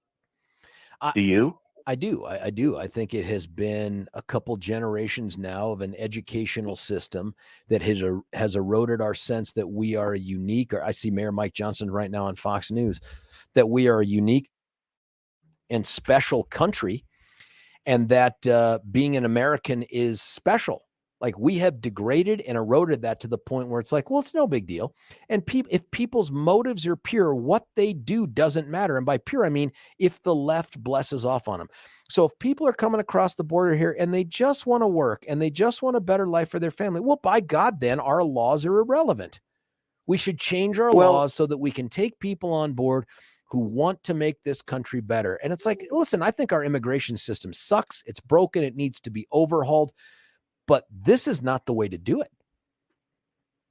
Well, I think also all these countries, these people that are coming in from the southern border, besides being a security risk to our health and safety,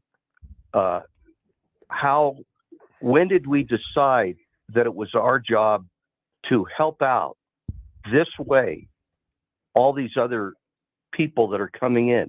When did we decide that was a good idea? And yeah, you're saying, well, it was a couple of generations ago with higher education. And I'm thinking, is it higher in terms of marijuana, how they're really thinking, or is it higher in terms of drug use? Yeah. They're high to think that this will really work. It just doesn't work. Civilization's been around. And when you destroy the border of a country, when you destroy the language, when you destroy the culture, I don't know anybody with more than like a fourth grade education that thinks that that's a good idea. I want them to come on your show. Hell, I'll run your show and ask them that.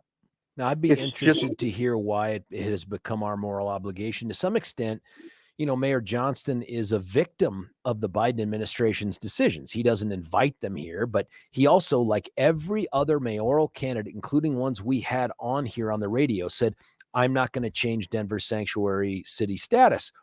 But he doesn't push back on the Biden administration. At no point when he's on national TV does he say the Biden administration needs to get the border under control and needs to stem the tide of this. They need to wait in Mexico before their asylum claim is adjudicated. He doesn't do any of that stuff. He just says feds need to come up with more money for us to do this. That's craziness, man. That's craziness. We are fundamentally and permanently altering America, and not for the better. I agree. And he's a gutless wonder for not standing up to the feds or the Biden administration. And in a way, the whole U.S., the minority or the majority, whichever it is at this point, is a gutless wonder for not demanding that, the feds clean up this problem. And they said Trump was so bad when he wanted to. I don't know what was so bad about it. Listen, it's not cruel and humane. Aside from all the other stuff, Ken, honestly, and we lost Chris on the line. Chris, call back after the break here. We'll put you on, I promise.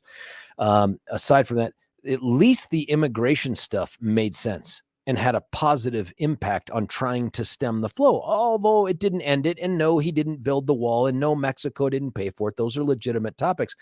But just the idea that you can claim asylum, but you don't get to be here while we adjudicate it.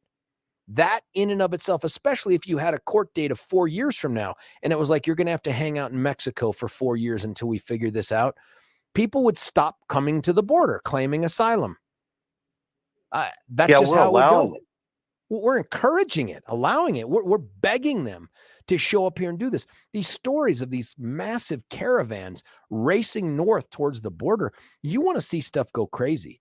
When Trump gets reelected in November, watch what happens in the ensuing 2 months before Biden turns over the reins. There are going to be jillions of immigrants trying to flood the zone because they know that when Trump gets into office, party's over. I mean, that's just what's going to happen. Hey, Ken, thanks for the phone call, my man. I got to cut away for a break here. Hey, listen, when we come back, I'll get to your lots of texts. Calls keep coming in. Jim and others at 303-696-1971. Let me tell you about someone who is not a gutless wonder, but instead someone who shows the courage of his convictions, especially when fighting for those who have been victimized by others. His name's Dan Kaplan, super lawyer and super firm, man. The Dan Kaplan law firm, it's not just Dan. Of course, Dan's the main dude there, but Babar Wahid is his partner now for, oh my God, I can't be in our second decade of that already. 17 years maybe since I tried Babar's first case with him. Is that possible? Dang. They do great work on behalf of victims. They stand up and fight where others are just looking to cut and run, to settle, get the quick score. That's not who this group is. If you're looking to just get a quick, fast check, this probably isn't your firm. If you are in a situation where you need someone who has the expertise, the stick-to-itism that these guys have, then pick up the phone and call them at 303-770-5551, 303-770-5551, or check them out at Dan Kaplan, C-A-P-L-I-S, dankaplanslaw.com. Dan and Bobber, they won't quit until you tell them to, or until they've achieved what it is you asked them to achieve. Just that's how they're built, man. I mean, what else do you want out of an attorney? That's dankaplanslaw.com. When we come back, we'll get to Jim and others, all of your texts. It's George Brauchler, 710 KNUS.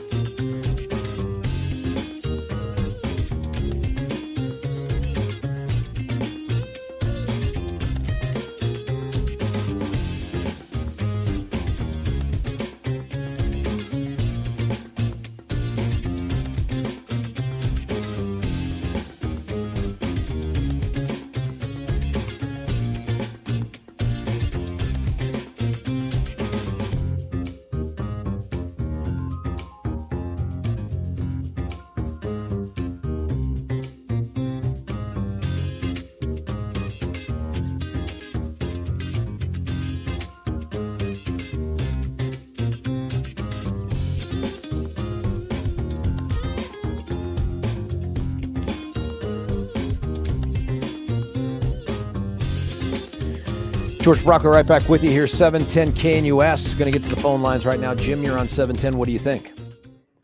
Hey, listen, I think this is a capitalism utopia that we've been asking for decades, is it not? I mean, we need cheap, available people to do the work for us, don't we?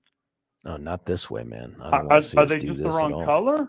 No, it's not that at all. I don't want. I don't. got smartphones. I'm not looking for the cheap labor stuff this way. This isn't how we should be doing business. And I know you're being sarcastic, man. Actually, I'm not. I mean, we've been screaming about labor and labor prices, and we've sent all of our industry out of the country because our labor prices were too high. And now it's just that they're not Europeans coming over here. Oh, I don't believe that at all, man. I don't care if they were from Canada or Mexico. I think you're just fundamentally changing this country by creating this super permissive environment where we're inviting all these people in. And we haven't, by the way, allowed them to work. So that's not part of it either. I agree with you, but I mean, we can't force Americans to have children and maintain our population. There is an issue with aging people in this nation. And there is an issue with us businesses having to pay too much for labor. Businesses have been complaining about expensive labor for decades on end. And it's not like the unions at their 7% rate have done anything to increase unionism. The labor rates have been falling, and that's still not good enough. This isn't adding to our labor, though. This isn't adding to our labor. It's not, because these people aren't permitted to work. That's part of what Mayor Johnston is saying on these different national shows is, hey, federal government, give these people the authority to go get jobs, because they don't have them right now. So the government is the one that gives authority for working. For the immigrants, that what's really going on? For the migrants, they need the permit because they don't have like the work permits or visas or whatever the hell they need. They don't need the permission to go to work. You go to a Disney hotel, and there's people in there that are being paid by the Chamber of Commerce member businesses, and they are cleaning rooms to make sure your room rate is low. I mean, this is a capitalism utopia in my mind. You want this. You like this.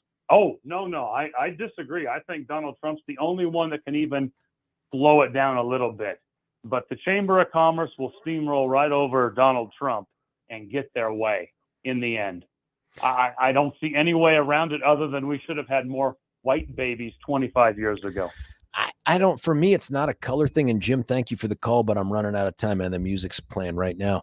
It's not a color thing for me at all. It doesn't matter where they're coming from. If it was Scotland, I wouldn't say, yes, let's do this.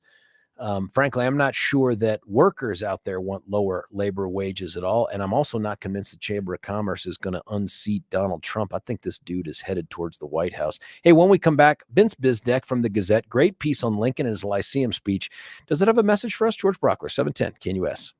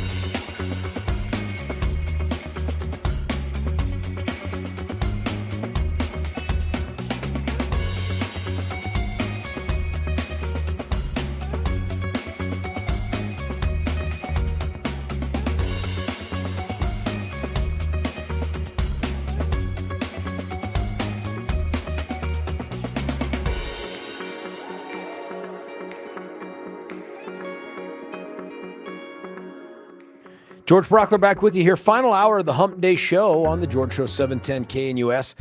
Happy to once again bring up on the VIP line for us, superstar down there at the Gazette, both Denver and Colorado Springs, and I think probably Colorado politics too. His name is Vince Bzdek. Vince, thanks for joining us, man. Glad to be here. Happy New Year. Happy election year, George. Happy New Year. I hope it's a happy election year. You know, I mean, I hope we're talking a year from now, talking about, man, I didn't see that coming. How awesome was that? But I read your columns all the time when these things go out. Thanks, sir. They're all good. I could have you on every week, but this one in particular, and maybe it's the timing, maybe it's just the substance, maybe it's the fact that it's Lincoln and the way that you wrote about this, but there was something about it that resonated with me in just a more poignant level. And to kick off this 2024, especially with politics in front of us, I thought, man, I'm going to have Vince on to talk about this. This is one that's titled, everyone can find this at thegazette.com. Easy to find Vince's work. It says I realize you don't craft, I think, the title, but an urgent political message from President Lincoln. Talk to us about what triggered in a non-progressive way, but triggered you to start thinking in terms of Lincoln's address from 1838. Dude was like 28 years old or something like that when he gave this speech, but it kind of sets the background for what you wrote about. Yeah, I was amazed that he wrote this kind of prescient of a speech when he was 28. And I had heard about it before. I think my dad taught me about it, but I was reading Liz Cheney's book, and she mentioned it because some people had recommended she read it in context of all that was going on. And so I thought, I should go back and reflect on that. And it was a speech given by Lincoln in 1838 called The Perpetuation of Our Political Institutions. And he was worried that there was a lot of violence happening at the time. Abolitionists were being killed, blacks were being lynched, citizens taking the law into their own hands. And he was just worried about rule of law and whether or not these institutions that we created, a couple generations before would survive. And I thought that was relevant today because there's a lot of people who are troubled about our institutions and don't trust them, don't think they're doing a good job. And I thought it spoke to that kind of worry and concern that people have right now. Where are you seeing this? Maybe the easier question is, where are you not seeing this? But I don't think this is just a left thing or a right thing. It seems like each side wants to attack these institutions. It just sounds like, maybe because of where I sit and who I get to talk to every morning, it sounds like it's pretty loud from the right these days. Yeah. I mean, first of all, I mean, I'm in the press, right? So I hear a lot directly about, how nobody trusts the press and that our trust is at an all-time low. So it kind of starts there, George. And then, I think January 6th, a lot of people, that raised a question about whether or not people really respect Congress. And Congress has been so many times has gone to the brink of barely being able to approve, operating budgets and things like that I think that's shaken people's confidence in Congress. And then it's just this divisive period we're in that I think is kind of aggravated by social media, where, it's not just, we don't just argue out our issues, but you're an enemy, I'm an enemy. We really sort of go full ballistic on any debates we have that turn into real poisonous kinds of conversations. And I think that's probably feeding it more than anything. Is this, we're really polarized right now, right? And I think that feeds a distrust from a lot of people about politics in general and our political institutions. I think that's one of the reasons, George, we have almost like 50% unaffiliated people in Colorado now. They are just kind of sick to death of this negative conversation and this negative politics. So that's kind of where I see the sources of it. Do you agree? Well, I do. I mean, when I had not thought about it in terms of this speech until I read your column, and then I went back and started going through the speech again. And there's some lines here that folks that are big fans of the Civil War that Ken Burns put out 30 years ago, and I am. I mean, I don't think it's perfect by any means, but it does a good job of capturing some things. Some of the lines from that are attributed to Lincoln, of course, come out of the Lyceum speech. But when you talk about, this is from your column, a lot of violence was happening at the time. Abolitionists were being killed, blacks being lynched, citizens taking the law into their own hands. He, Lincoln, was alarmed at the disregard for the rule of law. Now, we're not at exactly that place in time, and we don't have that exact kind of thing happening, but you can feel the violence percolating, right? You see it from time to time, and it's not a left or right thing. We've seen it, but you can feel it percolating there, waiting to emerge. And this idea of the rule of law, when we hear people say things like, I'm just going to throw out the FBI. FBI is corrupt, rotten to the core, got to burn it to the ground. I mean, Vivek Ramaswamy, for instance, says, I'm going to end the ATF, DEA, and FBI when I'm president. It's like, whoa, hang on. I get that there may be problems with the people at the top. There may be some political motivations that we've got to either get rid of or address or put in check. But we're just going to end institutions. And now you see it with the Supreme Court. And it's the left and the right taking these things on. And it's no longer a question of, I disagree. I respectfully disagree. I think they're wrong. I think the people in those positions are wrong. It's the institution is corrupt. Well, what do you do with a corrupt institution?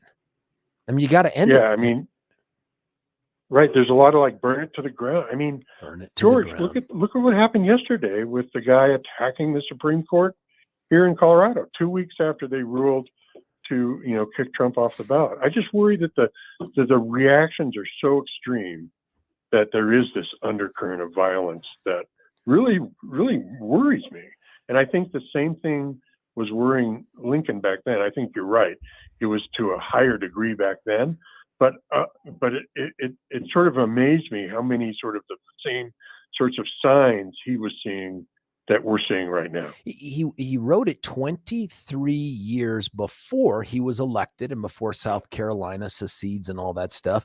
But the way he talks about it, it kind of all came true. And one of the lines you put in your column, and one that showed up in Ken Burns' The Civil War, I remember it pretty well, but I'm going to read from this Lyceum thing, is when he talks about how is America going to be brought down? And he says, at what point shall we expect the approach of danger? By what means shall we fortify against it? Shall we expect some transatlantic military giant to step the ocean and crush us at a blow? Never. All the armies of Europe, Asia, and Africa combined, with all the treasure of the earth in their military chests, with a Bonaparte for a commander, could not by force take a drink from the Ohio or make a track on the Blue Ridge in the trial of 1,000 years. He says, if it ever reaches us, it must spring up among us. It cannot come from abroad. If destruction be our lot, we must ourselves be its author and finisher. As a nation of free men, we must live through all time or die by suicide. And I think what he's saying makes me think, are we on the verge of the latter? Right? Like, are we putting ourselves in a position where we're just going to destroy the underpinnings of this country through our disrespect and disregard for the institutions that has maintained it this long? And where are we going to be left? I don't know. I don't know. Isn't it interesting that he thinks we're pretty impervious to outside threats, but not to undoing this whole grand experiment ourselves. And he was really worried about mob rule, and it's something we don't talk about much now. But he had this word mobocracy, and I think he was seeing some of that happening in lynchings and other things that were going on during that day. And I kind of thought, George, he would see a lot of social media as kind of a mob sort of mentality, filtering in and sort of taking over our political conversation. So he was worried about mobs. He also worried about individuals who would want to tear down. This is from your column, tear down rather than build up. When you wrote that, were you thinking of a specific individual? Were you thinking of a Donald Trump, or were you thinking of others of those candidates that we see even running for office right now? Some for the 4th congressional, some for the 3rd congressional. And I mean, were you thinking of those things? Anyone in particular?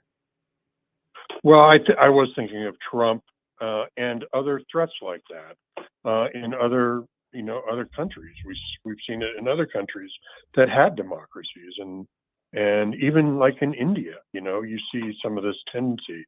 It's like, you know what? We shouldn't pretend we're immune to that. I have an editor who one of my top editors in Denver came from the Philippines, George, and he had to flee for his life. He was a journalist there.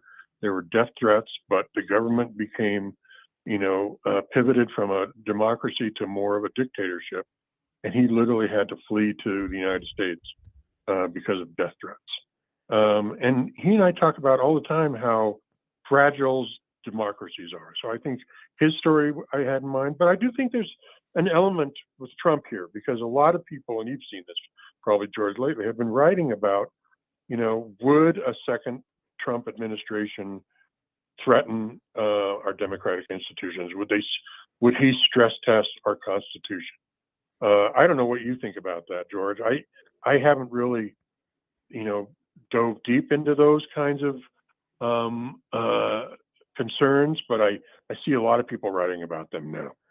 I worry, and I worry because we've seen what he's done out of office, and I wonder what he would do if he were back in office, untethered to the prospect of needing to stand for election again, or even being allowed to. And I'm not one of these people that's convinced, hey, he's just going to stay in office and extend it. I'm not worried about that. I'm worried about what does he do with those 4 years. There's some good things I would look forward to, hopefully with immigration and the border, but I don't know, the stuff when he talks on the campaign trail, Vince, about things like a revenge tour, or the others that are supporting him and close to him, talking about, oh, we've got a list of people in the media, and we're going to, it's like, what are you talking about? We had a guy on the show yesterday here call in and say that he knows that Biden is guilty of treason. He is a traitor. He should be prosecuted when Trump wins and put to death. And I'm like, what are you talking about? How did we get here? I mean, we sound like a banana republic. I've talked to a lot of sort of Republican leaders I respect in the state, like Bill Owens, Wayne Williams, Ken Buck, John Suthers, our old mayor down in Colorado Springs, Dick Wadhams, who writes a column for us. And, I've even talked to Liz Cheney. And these are people I really respect who are sort of mainstream Republicans. And George, they're worried. They really feel like their party is not being represented by some of these statements that Trump's making. So, I really take my cue from them.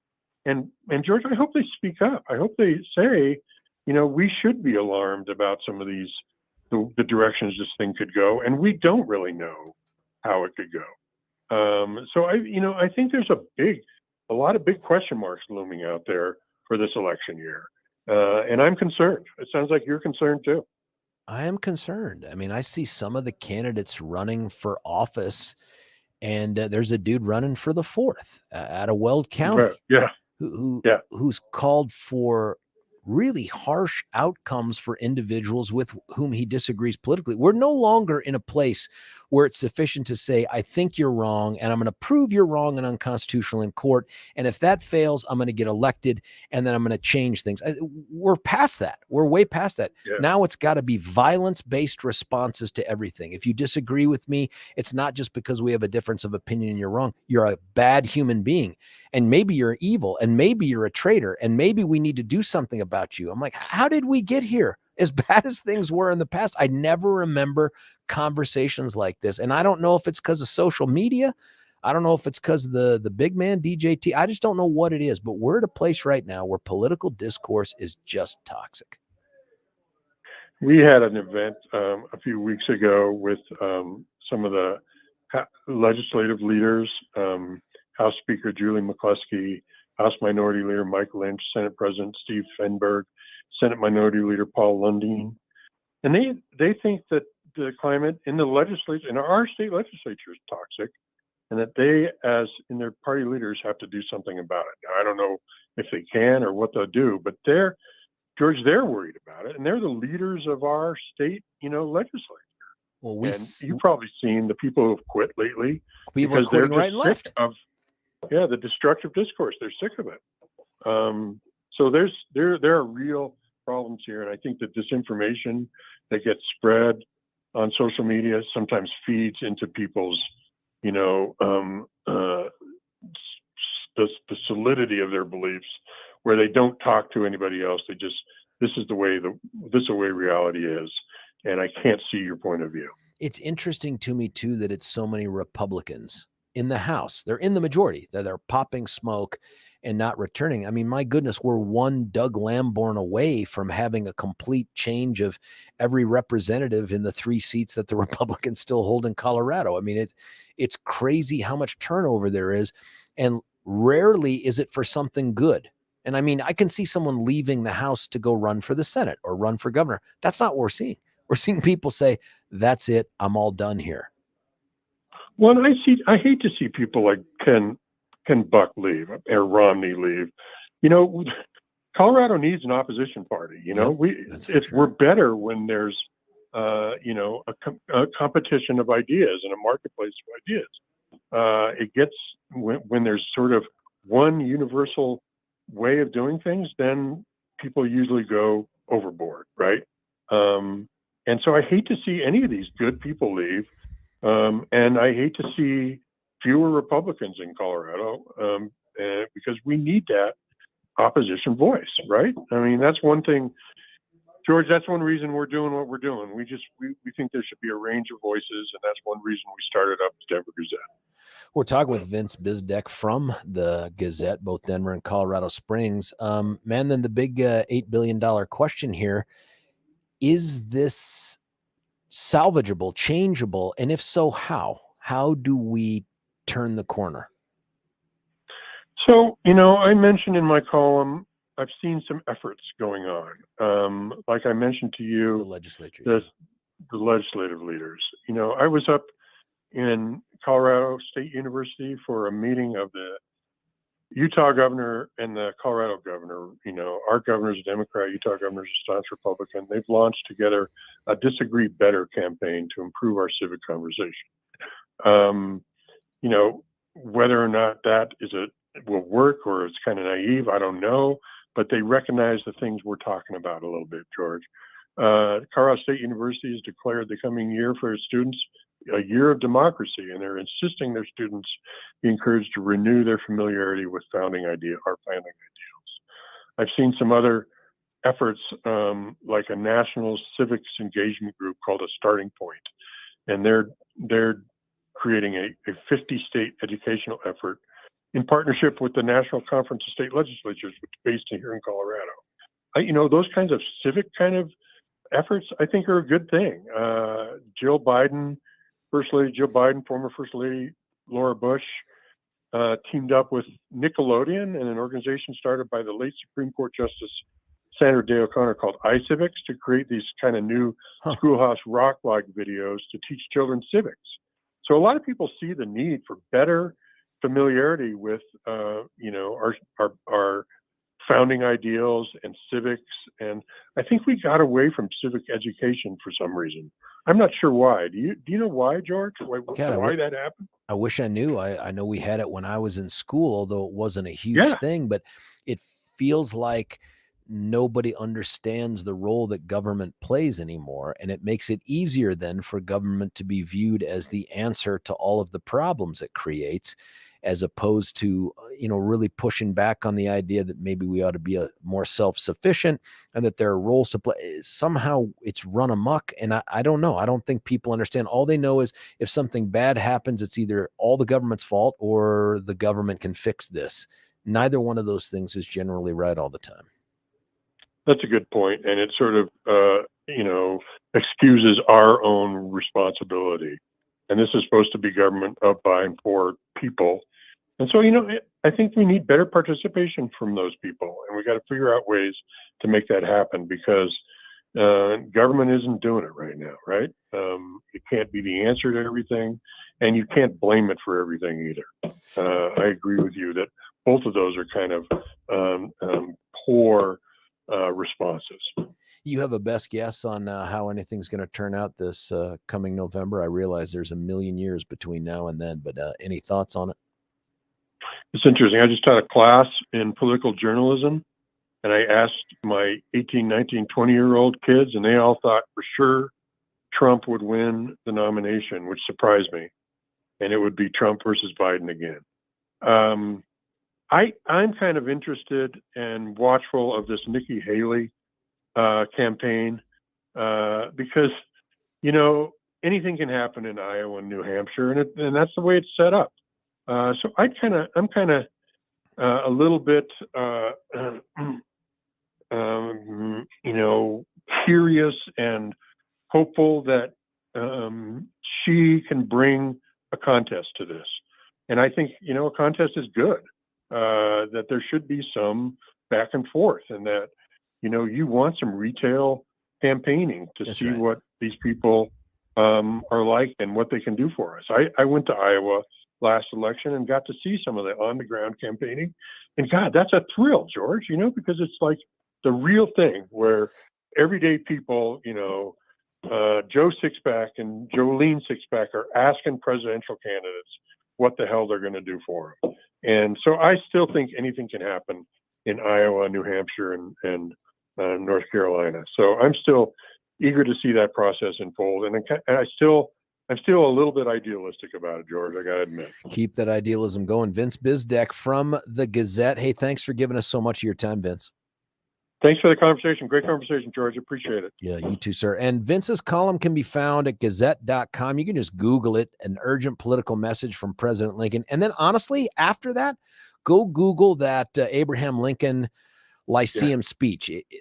Reading that whole thing puts it into perspective too. I mean, you captured a ton of it, but you read this and you're like, good Lord, this dude was one of a kind. What he was one of a kind. There was nobody like him. I agree. And this was when he was 28. Just unbelievable. Unbelievable. Vince Bzdek, thanks, sir. Yeah. Have a great new year. Thanks, George. Take care. Talk to you soon. Hey, listen, I want to get your feedback on this right now. If you haven't read the column, it doesn't matter. You got to hear Vince talk about it. You get the same sense. You get the same sense that we're in a moment in time here where we are looking at dying by suicide. Those are the words chosen by Lincoln to describe how if America is going to be toppled, it ain't going to be from the outside. It's going to be from the inside. Are we there? And I've had some texts, some people coming and go, yes, because of Joe Biden in the White House. Oh, okay, I get it. I mean, certainly I'm no fan of the things that he's doing in the White House. I think they're destructive of America, especially this immigration thing. But we've had problems in the past in the White House, and we turn people out and we put people in and we do this and that. But doesn't it feel to you like we are so fractionalized and that we are so toxic in our conversations with each other? And frankly, I think social media has made that so easy.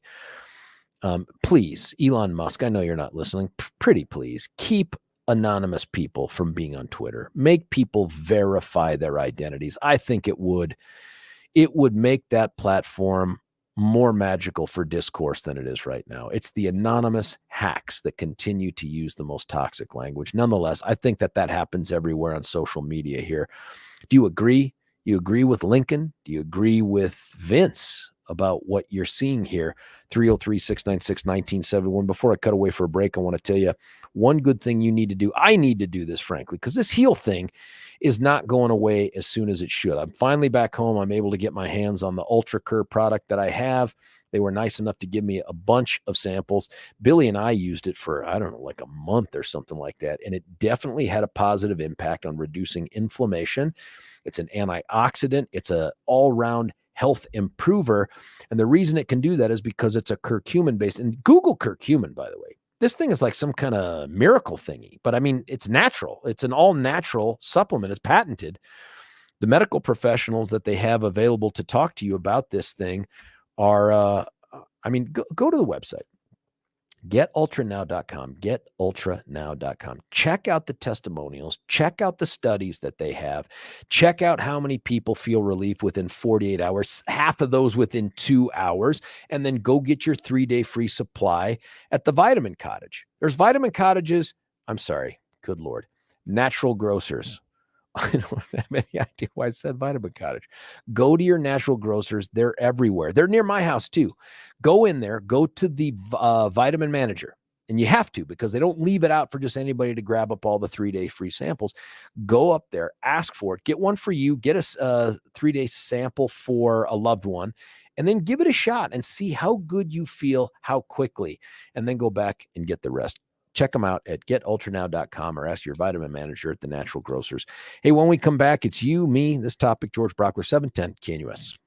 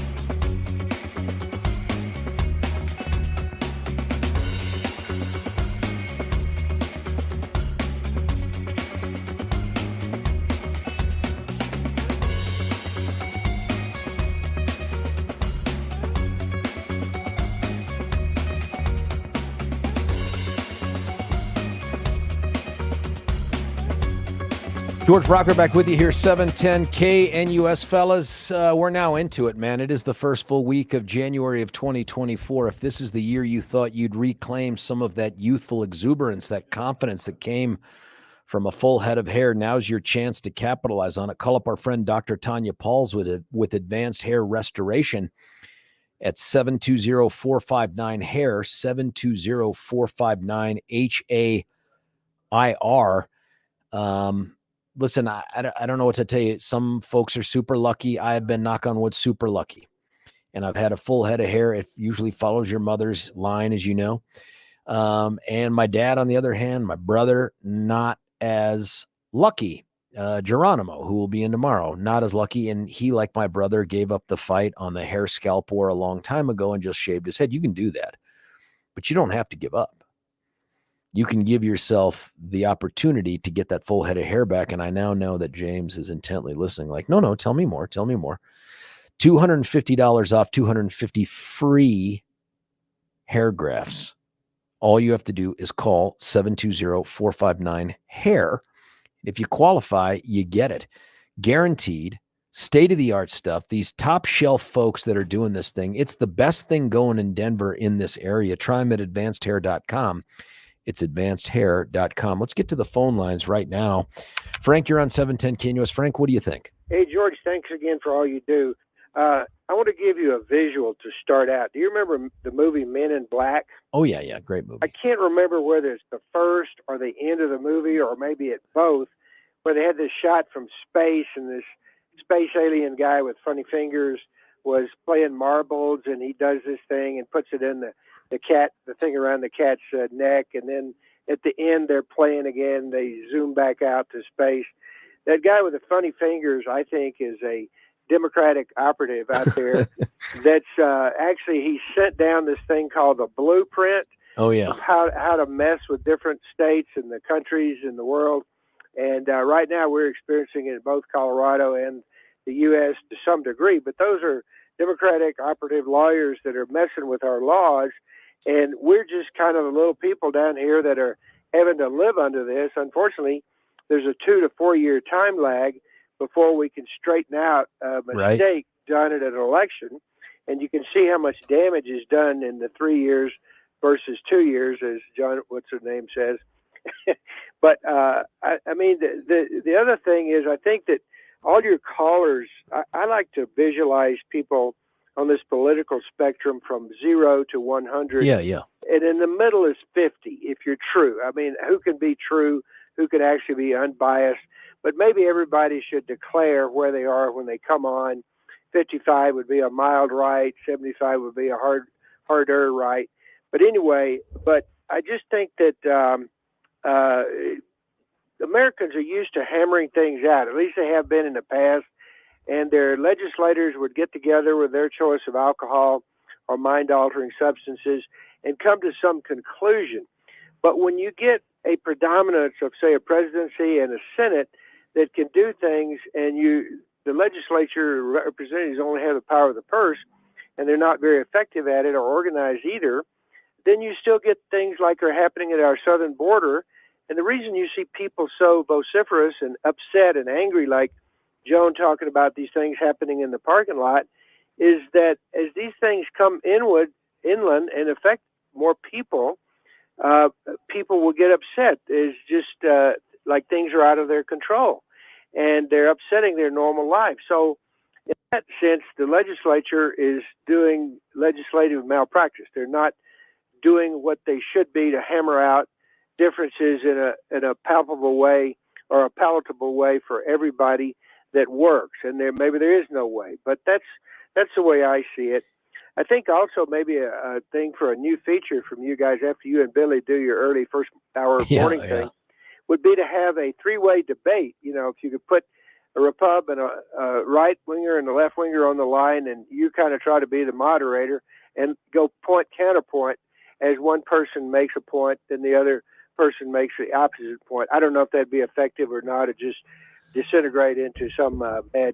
No. These are all welcome ideas. Frank, as you sit back and listen to Vince and you think about this Lincoln Lyceum address and some of the other things you've described there, I mean, is the existing political process strong enough to withstand what is going on right now? I mean, I think part of this, and I didn't even ask Vince about this, but part of this is the poison that is the stolen election stuff, right? Like that erodes trust in the fundamental thing that builds these institutions. Is that the problem? That's one of the problems. I think that Vince has such a convincing, no pun intended, voice. He's so calm and seemingly measured. I have to wonder if he pulls Liz Cheney as one of his references. She's not one of my strong people because she's carrying a vendetta against Trump. But I think that when he references Lincoln, you obviously can't go wrong there. I mean, the most written about people in the world are first Jesus, number two, Lincoln, and then number three, Churchill. And the principles and tenets of both Churchill and Lincoln are great. And Lincoln obviously was struggling with many tugs in different directions, and he had to try to make sense out of it. Unfortunately, they did the same thing to him as they did to Jesus, so it's sad. I don't know, but somewhere I do think that America is strong.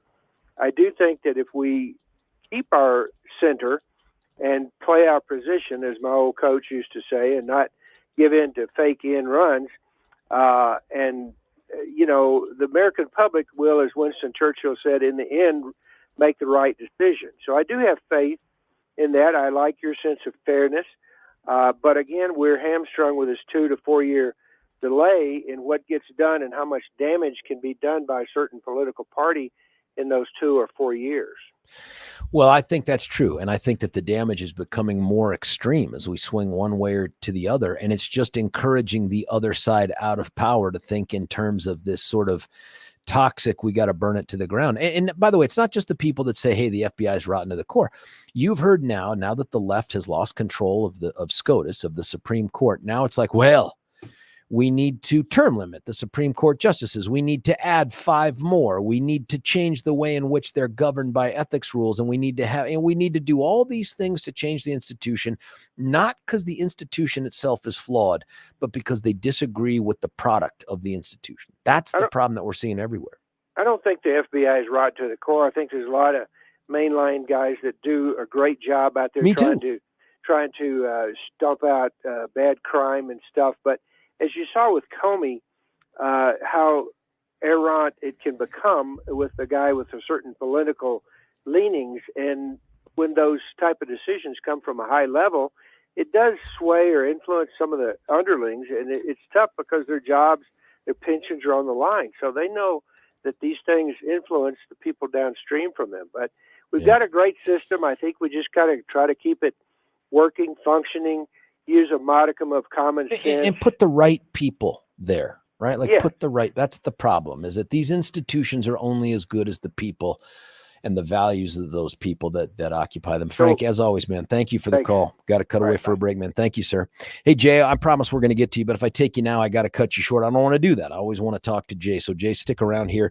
One last thing I got to do before I cut away for a break is to tell you about the Rocky Mountain Men's Clinic. Listen, if you're having, this is crazy. As I read through this list, I'm like, oh my God, is this me? Are you having trouble sleeping? Have your workouts not been going as well? You don't feel as motivated, low energy. You know what it might be? It might be low testosterone. No dude wants to talk about that, but you don't have to. You can go to RockyMountainMen'sClinic.com, RockyMountainMen'sClinic.com. They have a quiz on their website. Check it out. It's 10 questions, takes 2 minutes, probably less than that. Answer those questions and see if, you know what, maybe there's some value to you picking up the phone and giving them a call and seeing what they have to offer. And I say that because you're not alone in this boat. There are many, many men of any age, but certainly above that age that we're all at right now, where the testosterone issue, it's a real thing. It's not your fault. You haven't done anything wrong. It's just the way that the body works. Well, there's something that you can do about it. You don't just have to suck it up. Listen, an appointment's only a $99 thing for a T and a PSA test. You want to get both of those things. But if you end up signing up for the treatment, they then forgive that amount. You don't end up having to pay anything for that amount. Check them out at 720-440-7900, 720-440-7900. That's Rocky Mountain Men's Clinic. When we come back, it's going to be Jay. A lot of these texts that are coming in here, to the extent I can get through them, and you and me at 710 KNUS.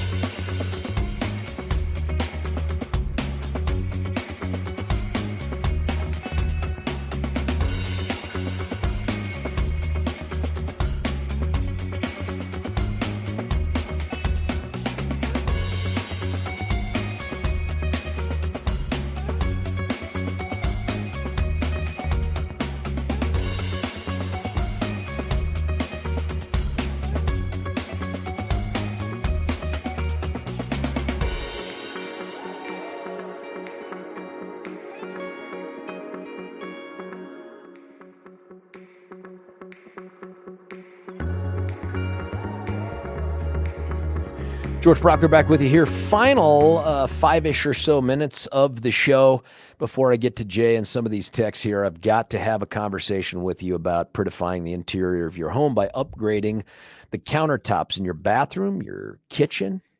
Maybe it's your laundry room. I have countertops there. Or maybe it's the finished basement you're working on, or you're trying to upgrade. It doesn't matter what it is.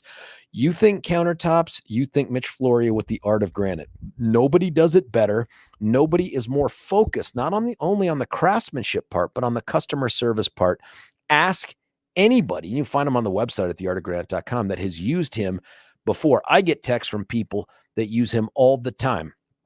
Give him a call on his cell phone, 303-386-5919, 303-386-5919. You can also check him out at theartofgranite.com. Doesn't matter what it is, granite, marble, quartz, God-made, man-made. This guy's a wizard. Wholesale prices, but if you say you're a George listener, and many of you are, just like Mitch, he'll give you the bathroom countertop for free with the kitchen countertop package, or the sink for free with just one of the countertops. Let's get right to the phone lines right now. It's Jay. You're on 710 KNUS. Jay, what do you think? Oh, I'm glad to know, George, that you're covering this issue with the border invasion from the illegal aliens that we're dealing with, and that they're dropping them off here in Denver. That's such a huge issue. Greg Abbott, of course, has been instrumental in doing that. But what I wanted to go back to was first day that Joe Biden became was living in the White House. I'll just say president living in the White House. He did an executive order to get rid of Trump's Remain in Mexico order, which was working. And, agreed. Oh, yeah. The border agent patrols and the managers and the border agency, some of which I know, said, yeah, that's the only way. And it also sends a signal to the people coming up from other countries that we're not accepting just anyone for any reason, right, wrong, or different. And, Joe was waving him in before he got elected. He was talking about it during campaign that's going to let people in the country. And he and whoever else is running things up there in the White House has certainly been successful. It's very scary. I'm just not sure if this is motivated by, the better angel of my nature says this is driven by a true sense of humanitarianism, or they think it's the right thing to do, as misguided as they are.